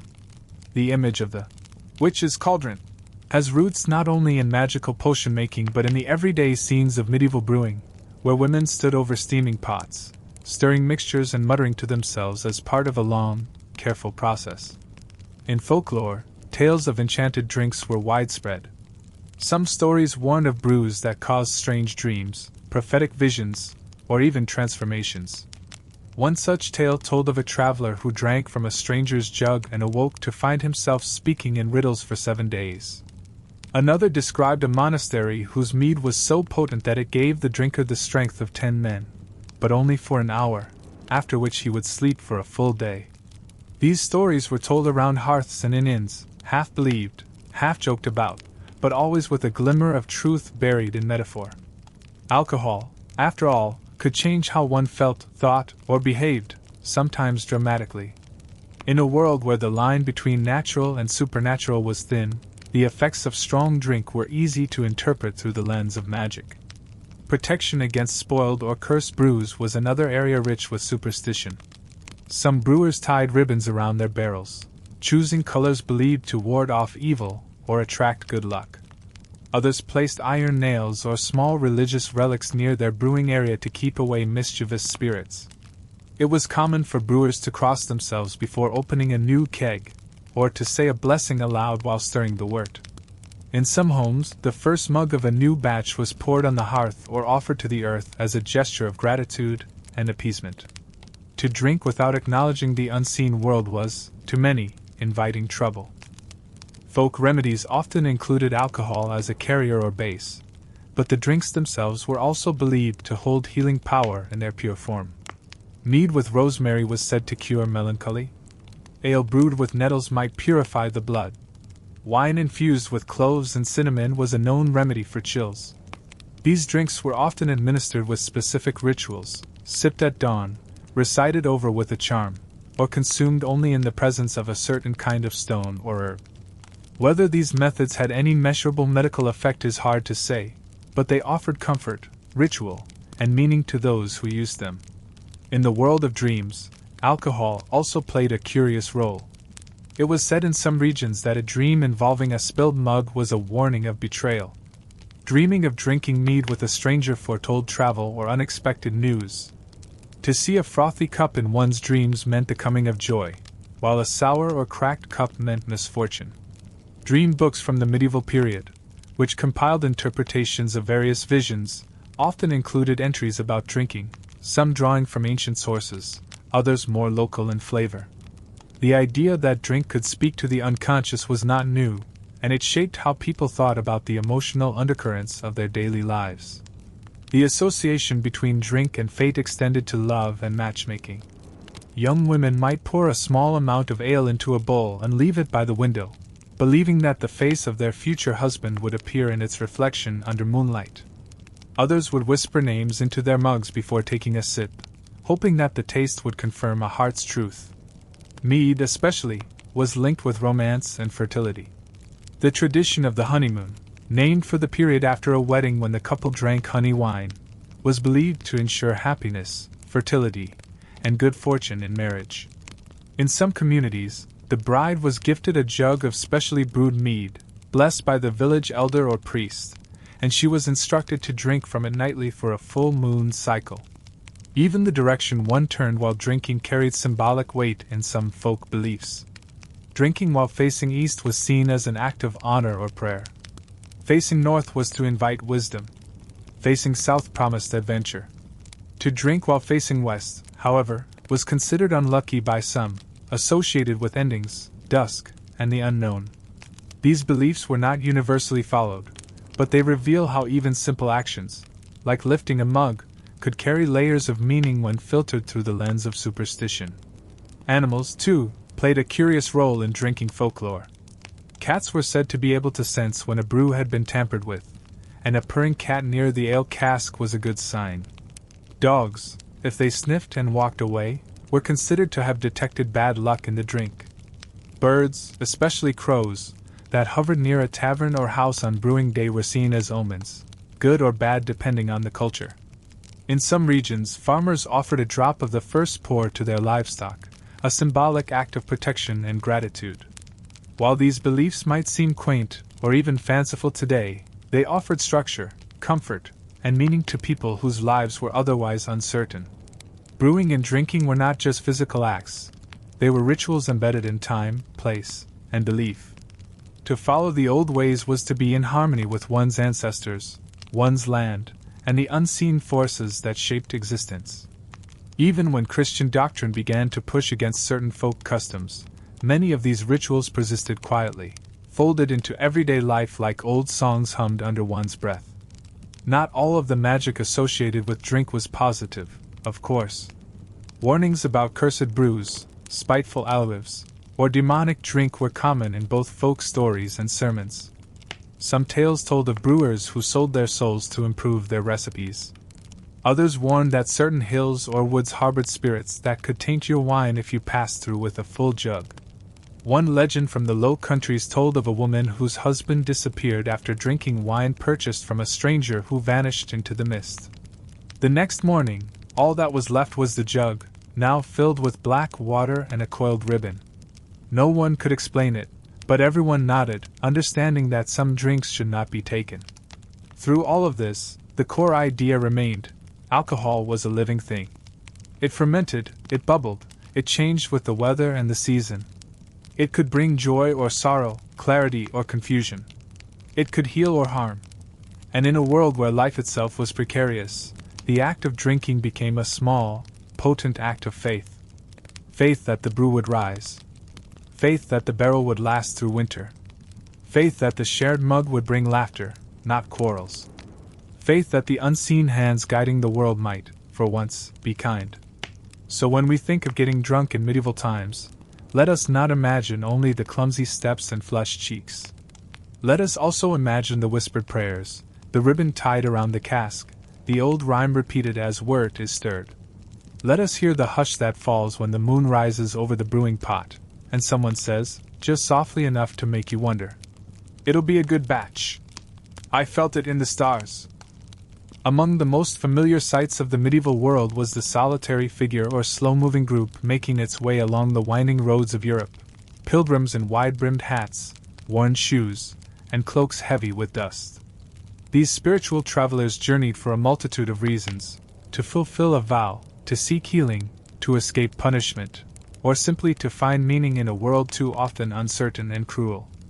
And while their destination was sacred, the journey itself was full of very earthly realities: aching feet, poor weather, strangers met at crossroads, and, just as often, a warm mug of ale in a crowded hostel, a shared jug of wine passed around a campfire, or a tankard lifted in nervous celebration outside the walls of a holy city. For all the sermons on piety and restraint, the medieval pilgrim drank. Alcohol was a constant companion on the road, not always welcome, not always controlled, but always nearby. The paths leading to famous shrines, whether Canterbury in England, Santiago in Spain, or Rome itself, were lined with taverns, hostels, abbeys, and roadside inns. And nearly every one of these places offered some form of drink. This wasn't necessarily due to greed or indulgence, it was necessity. Water was unreliable and often unsafe. Ale and wine were preserved, relatively clean and filling. Pilgrims walked for days, sometimes weeks or months, across uneven terrain and in all seasons. A warm mug of weak ale could soothe the stomach, ease muscle pain, and encourage sleep on a straw mat in a noisy room. The church did not forbid drinking among pilgrims. In fact, many religious houses that hosted pilgrims brewed their own beer or pressed their own wine. Monks and nuns tended vineyards, stirred wort, and offered jugs of house-made drink to weary guests alongside bowls of stew and crusts of bread. These simple meals were acts of charity and hospitality, grounded in Scripture. And while the alcohol was modest in strength, especially the small beer, served during fasts or Lent, it was enough to lift spirits and calm nerves. A monk might even offer a second mug if the night was especially cold, or the guest especially worn. But outside the cloister, the drinking was less restrained. On well-traveled pilgrimage routes, enterprising innkeepers set up shop to cater to the steady stream of pilgrims passing by. Some were modest, offering bunks and barley ale. Others were rowdy, full of dice games, music, and company both holy and not. These taverns became cultural crossroads, places where peasants and nobles alike could share space without the rigid boundaries of home. A wealthy merchant en route to Compostela might find himself seated beside a farm girl from Gascony and a tanner from Bruges. They might not share a language, but a mug of wine bridged the gap, and laughter followed soon after. Of course, not all pilgrims drank for comfort.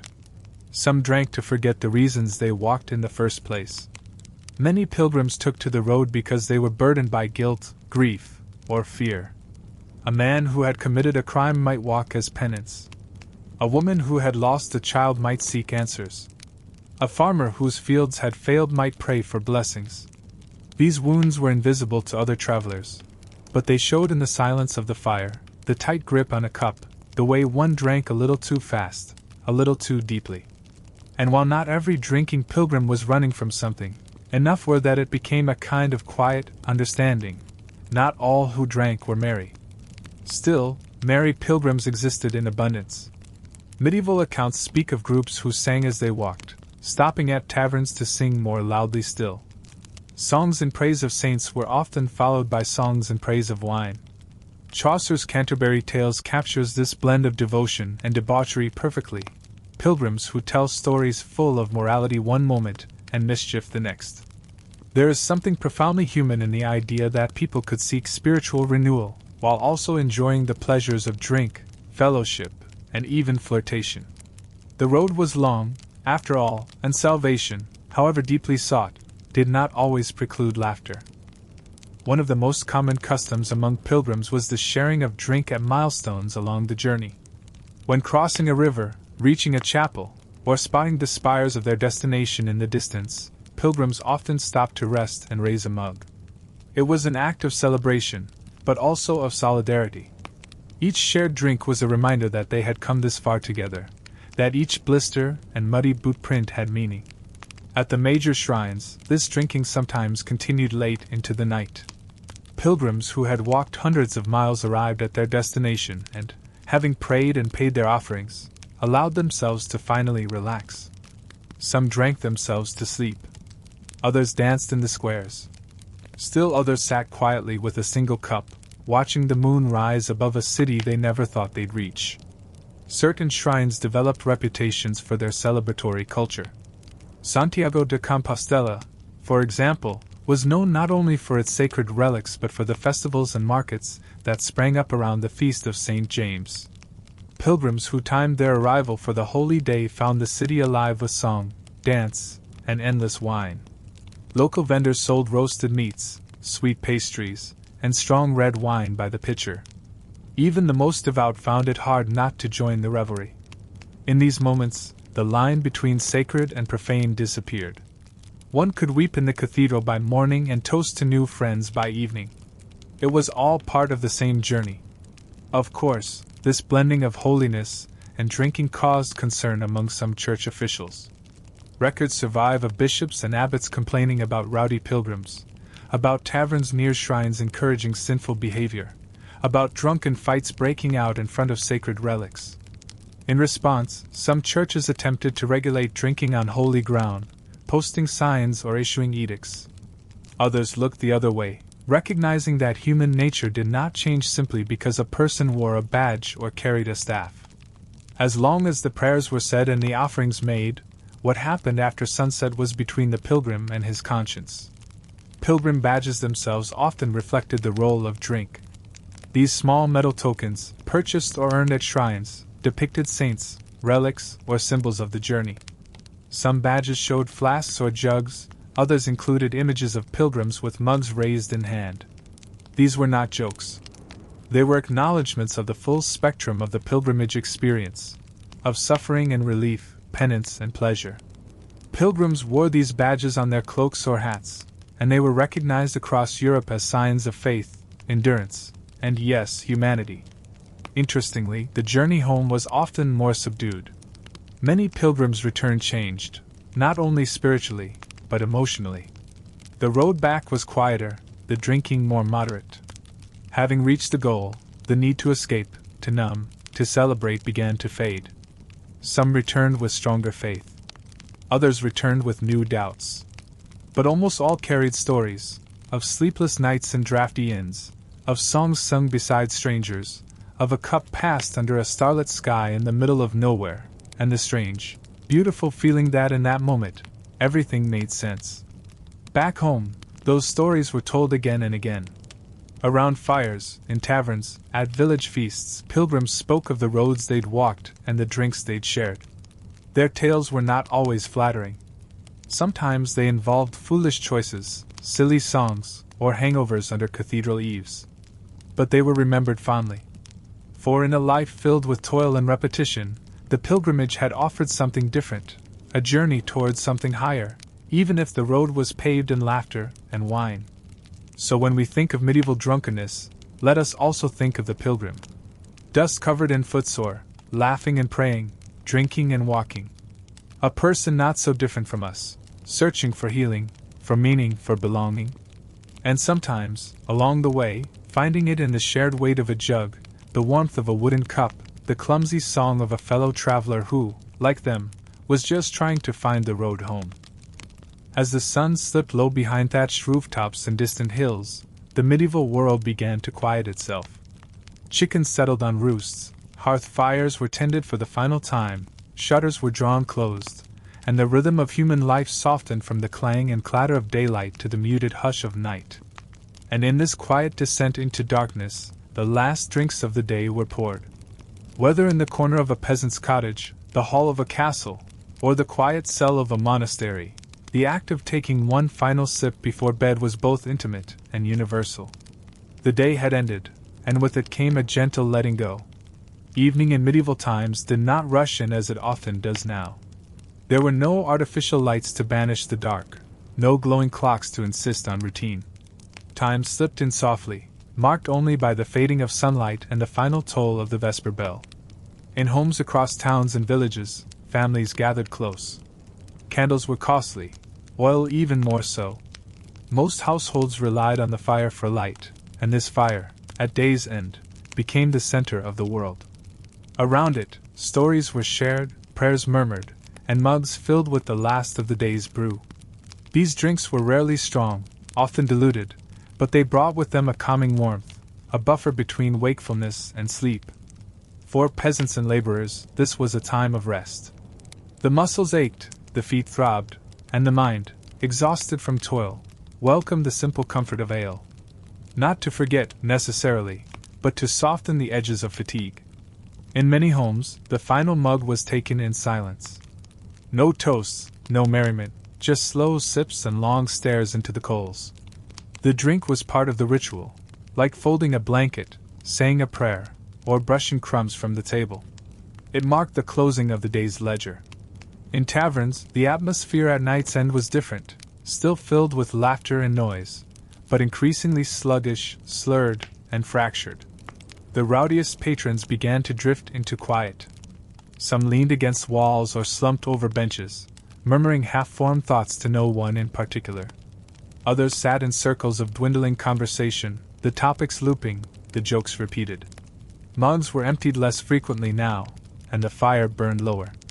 The barkeep swept the floor lazily, nudging sleeping forms with the toe of a boot, while those still conscious made gestures toward departure they wouldn't act on for another hour. Last call didn't come with shouted announcements, but with the slow realization that the night was ending and the journey home could not be postponed much longer. For those who drank alone, the final cup of the evening held a different weight. The solitary drinker, perhaps a widow, a traveler, a merchant between towns, or someone simply too tired for company, drank not for celebration but for reflection. These were quiet moments, sometimes filled with memories. A sip taken for someone lost. A small pour for someone loved. A final drink to honor the passing of time. In the quiet corners of the medieval world, these moments unfolded like prayers, unsaid, unwritten, but deeply felt. Among the nobility, the evening's drink was part of a more elaborate end-of-day ritual. After the feasting had finished and the guests had gone to their chambers, the lord or lady might sit beside a brazier in a private chamber, sipping wine or warm spiced ale prepared by a servant. These drinks were often richer, flavored with saffron, cloves, or honey, served in polished goblets or ceramic cups. But the intention was not so different from that of the peasant by the fire, to slow the breath, quiet the mind, and soften the entry into rest. Even in monasteries, where the day ended with the sacred final prayer of Compline, alcohol had its quiet place. A small cup of weak wine or ale might be permitted to those who needed it for rest, especially the elderly or ill. It was not indulgence but comfort. A concession to the frailty of the body. A gesture of mercy in a world that often demanded austerity. The monks drank in silence, as they did most things, their minds focused on eternity but their bodies still very much in the present, warmed by the same brew that comforted the farmer, the servant, and the soldier. As night deepened, the effects of alcohol transformed. The buzz of conversation gave way to mumbling. Laughter dissolved into yawns. Feet grew unsteady, heads nodded, eyes fluttered closed. In the quiet, sleep came more easily. Whether on a woven mat, a pile of straw, or a carved wooden bed, the people of the Middle Ages slipped into slumber with the gentle weight of drink still in their veins. For many, it was the closest thing to peace they would know that day. There was a softness to this ritual, even when it was clumsy or chaotic. The man who staggered home along the village path, pausing to vomit behind a tree, still ended his day. The woman who had sipped too much mead at a christening, now tucked into a borrowed bed beside her sister, still found rest. The monk who, against his rule, had taken a second mug, now knelt quietly beside his cot, whispering repentance before sleep, still believed in tomorrow. The drink did not define them. It simply accompanied them, like a song hummed on the way home. What's remarkable is how familiar it all feels. The end-of-day drink, taken in candlelight, surrounded by silence or murmurs, is a ritual that still echoes in the modern world. We sip tea, wine, or water. We sit quietly or scroll aimlessly. We mark the end of the day with something that soothes, warms, or grounds us. The medieval world, for all its distance in time, was not so different in that regard. They, too, needed a line between wakefulness and rest. They, too, needed something to hold in their hands while they made peace with the day's end. And so the final drinks of the medieval day were not wild or festive. They were slow, deliberate, and full of meaning. Even when the mug was half empty, the gesture was whole. The man who poured the last of his ale into a chipped cup did so with care. The woman who shared a final mug with her daughter before bed did so with love. The pilgrim, far from home, lifting a quiet toast to the stars, did so with hope. Each sip, each swallow, Each sigh was part of something larger, a shared human rhythm, old as fire and older than song. When the drinks were finally done, the vessels cleaned or left by the fire, and the people had found their beds, the world did not end, it simply rested. Outside, the wind moved through trees. The stars looked down. The tavern doors creaked closed. And across the hills, down the winding lanes, in every corner of castle and cottage, sleep came like a gentle tide, carrying with it the last notes of the day's laughter, the warmth of the fire, and the echo of a mug set softly on wood. So if you ever wonder what it was like to get wasted in medieval times, remember that it wasn't always wild or dramatic. Sometimes it was quiet. Sometimes it was sacred. Sometimes it was silly. And sometimes it was simply a way to say, "That's enough for today." By the light of day, when the echoes of song faded and the warm haze of drink lifted, the medieval world returned to itself. The streets that had once hosted laughter became corridors of trade once again. The hands that had raised mugs now turned soil, twisted rope, or lifted children. And the minds that had drifted into the fog of intoxication slowly found their footing in the clarity, or discomfort, of sobriety. What happened after the drinking was, in many ways, just as telling as the act itself. In wine there was truth, the saying went. But what came after the truth had been told? What came after the words one couldn't take back? The aftermath of drinking was deeply familiar to medieval people, even if they lacked a modern vocabulary for it. There was the physical aspect, of course, the headache, the dry mouth, the queasy stomach. These were often addressed with folk remedies. Some swore by a morning draught of cold water mixed with mint or honey. Others suggested a hearty breakfast of stewed onions or greasy meats to soak up the remnants of last night's indulgence. Bread dipped in vinegar, sour milk, or even roasted apples were all recommended by various healers and herbalists, passed down not from books but from neighbor to neighbor. But the physical effects were only part of the story. There was also the emotional and social reckoning, the quiet glances from friends who had heard too much, the awkward silences at the morning market, the private shame that came with not remembering how one got home. In small communities, where everyone knew everyone, the line between personal and public was paper-thin. A man who had danced on tables or argued with the reeve under the influence of ale would not soon be allowed to forget it. A woman who had wept loudly into her wine at a feast might find herself at the center of unkind whispers for weeks.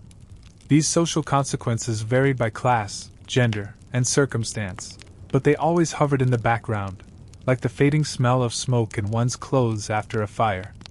Some handled these moments with grace, laughing at themselves, making light of their mistakes, offering an extra loaf of bread or a sheepish smile as a kind of social penance. Others withdrew, grew quiet, and hoped the memory of their behavior would pass like a late frost, unpleasant, but brief. Still others doubled down, insisting they had said what needed to be said, even if they had done so with slurred conviction. There was no formal etiquette for such situations, no church manual on how to atone for drunken foolishness. But over time, patterns emerged. Communities developed an unspoken code: forgive what could be forgiven, forget what must be forgotten, and remember that everyone, once in a while, went too far. Confession played an interesting role in this process. For the deeply devout, or simply the deeply guilty, a visit to the parish priest might follow a night of heavy drinking. The confessional was not always a wooden booth as we imagine today, but a quiet moment with a trusted spiritual guide, often in the corner of a church or along a garden wall. There, one might admit to having spoken harshly, acted foolishly, or neglected duties due to drink. The priest, for his part, had likely heard it all before. His penance might be mild: a few Hail Marys, a promise to abstain from ale for a week, an act of charity. But for some, the confession itself was enough. To be heard, and then absolved, was a kind of cleansing, a way to start over. And yet not all post-drinking consequences were so easily resolved. For some, repeated drunkenness became a cycle, one that strained families, damaged livelihoods, or led to exile. A laborer who could not rise for work, a tenant who drank away his rent, or a mother who left her children unattended in favor of drink might find themselves without sympathy. The church, the community, and even the law had their limits. In towns, repeat offenders could be placed in the stocks or fined. In villages, they might be quietly ostracized, left off guest lists, or passed over for opportunities. While there was great tolerance for occasional excess, especially during festivals, habitual drunkenness signaled disorder, and disorder was dangerous. Still, the medieval view of drinking was complex. Unlike some modern attitudes that divide people into drinkers and abstainers, the Middle Ages saw drinking as a spectrum of behavior shaped by context. A man who drank too much at a wedding might be seen as celebratory. The same man, if drunk during Lent, could be seen as sinful. A woman who took wine to calm her nerves during childbirth was wise. That same woman, if seen at the tavern too often, might be called a disgrace. It wasn't the drink that defined the person, but the circumstances, the frequency, and the consequences. Judgment was rarely absolute, and memory was mercifully short when life was hard and everyone had their moments. There was also an understanding that alcohol revealed truths that sober minds sometimes concealed. While this could be embarrassing, it was also cathartic. A family argument brought to light during a feast might lead to reconciliation the next morning. A quiet man who wept over a lost brother after 3 mugs of cider might find comfort where he hadn't before. A woman who confessed love, regret, or resentment under the influence of wine might finally be heard. These revelations, while not always well-timed, were sometimes necessary. Alcohol, in this way, acted as a mirror, not always clear, not always flattering, but honest in its own strange fashion. In some communities, there were traditions meant to help people process the aftermath of drinking. One such practice, found in certain northern towns, involved a communal breakfast the morning after a major feast. Known colloquially as the sobering meal, it was not only a chance to share food but to gently revisit, or rewrite, the events of the night before. "You dance well," someone might say, kindly omitting the part where the dancer fell into the cook's stew. "You spoke from the heart," another might offer, glossing over a teary monologue. These meals allowed for graceful recovery, social repair, and a return to equilibrium. The idea of moderation began to take firmer hold in the later medieval period, especially as the church continued to preach temperance, and more refined tastes emerged among the upper classes. Manuals of etiquette and spiritual guidance increasingly emphasized restraint, not only for moral reasons but for health and dignity. Physicians wrote treatises on the effects of excessive drink, linking it to sluggish digestion, melancholy, or even madness. In noble households, rules were established around how much wine was served, how many toasts were permitted, and when the drinking should stop. These changes were slow and uneven, but they signaled a cultural shift, one that still allowed for joy and fellowship, but within boundaries increasingly shaped by social expectation. Yet despite all efforts to contain, redefine, or moralize the act of drinking, people continued to drink. They drank after long days in the field.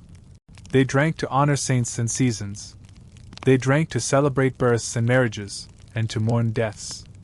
They drank to connect, to forget, to hope, to feel.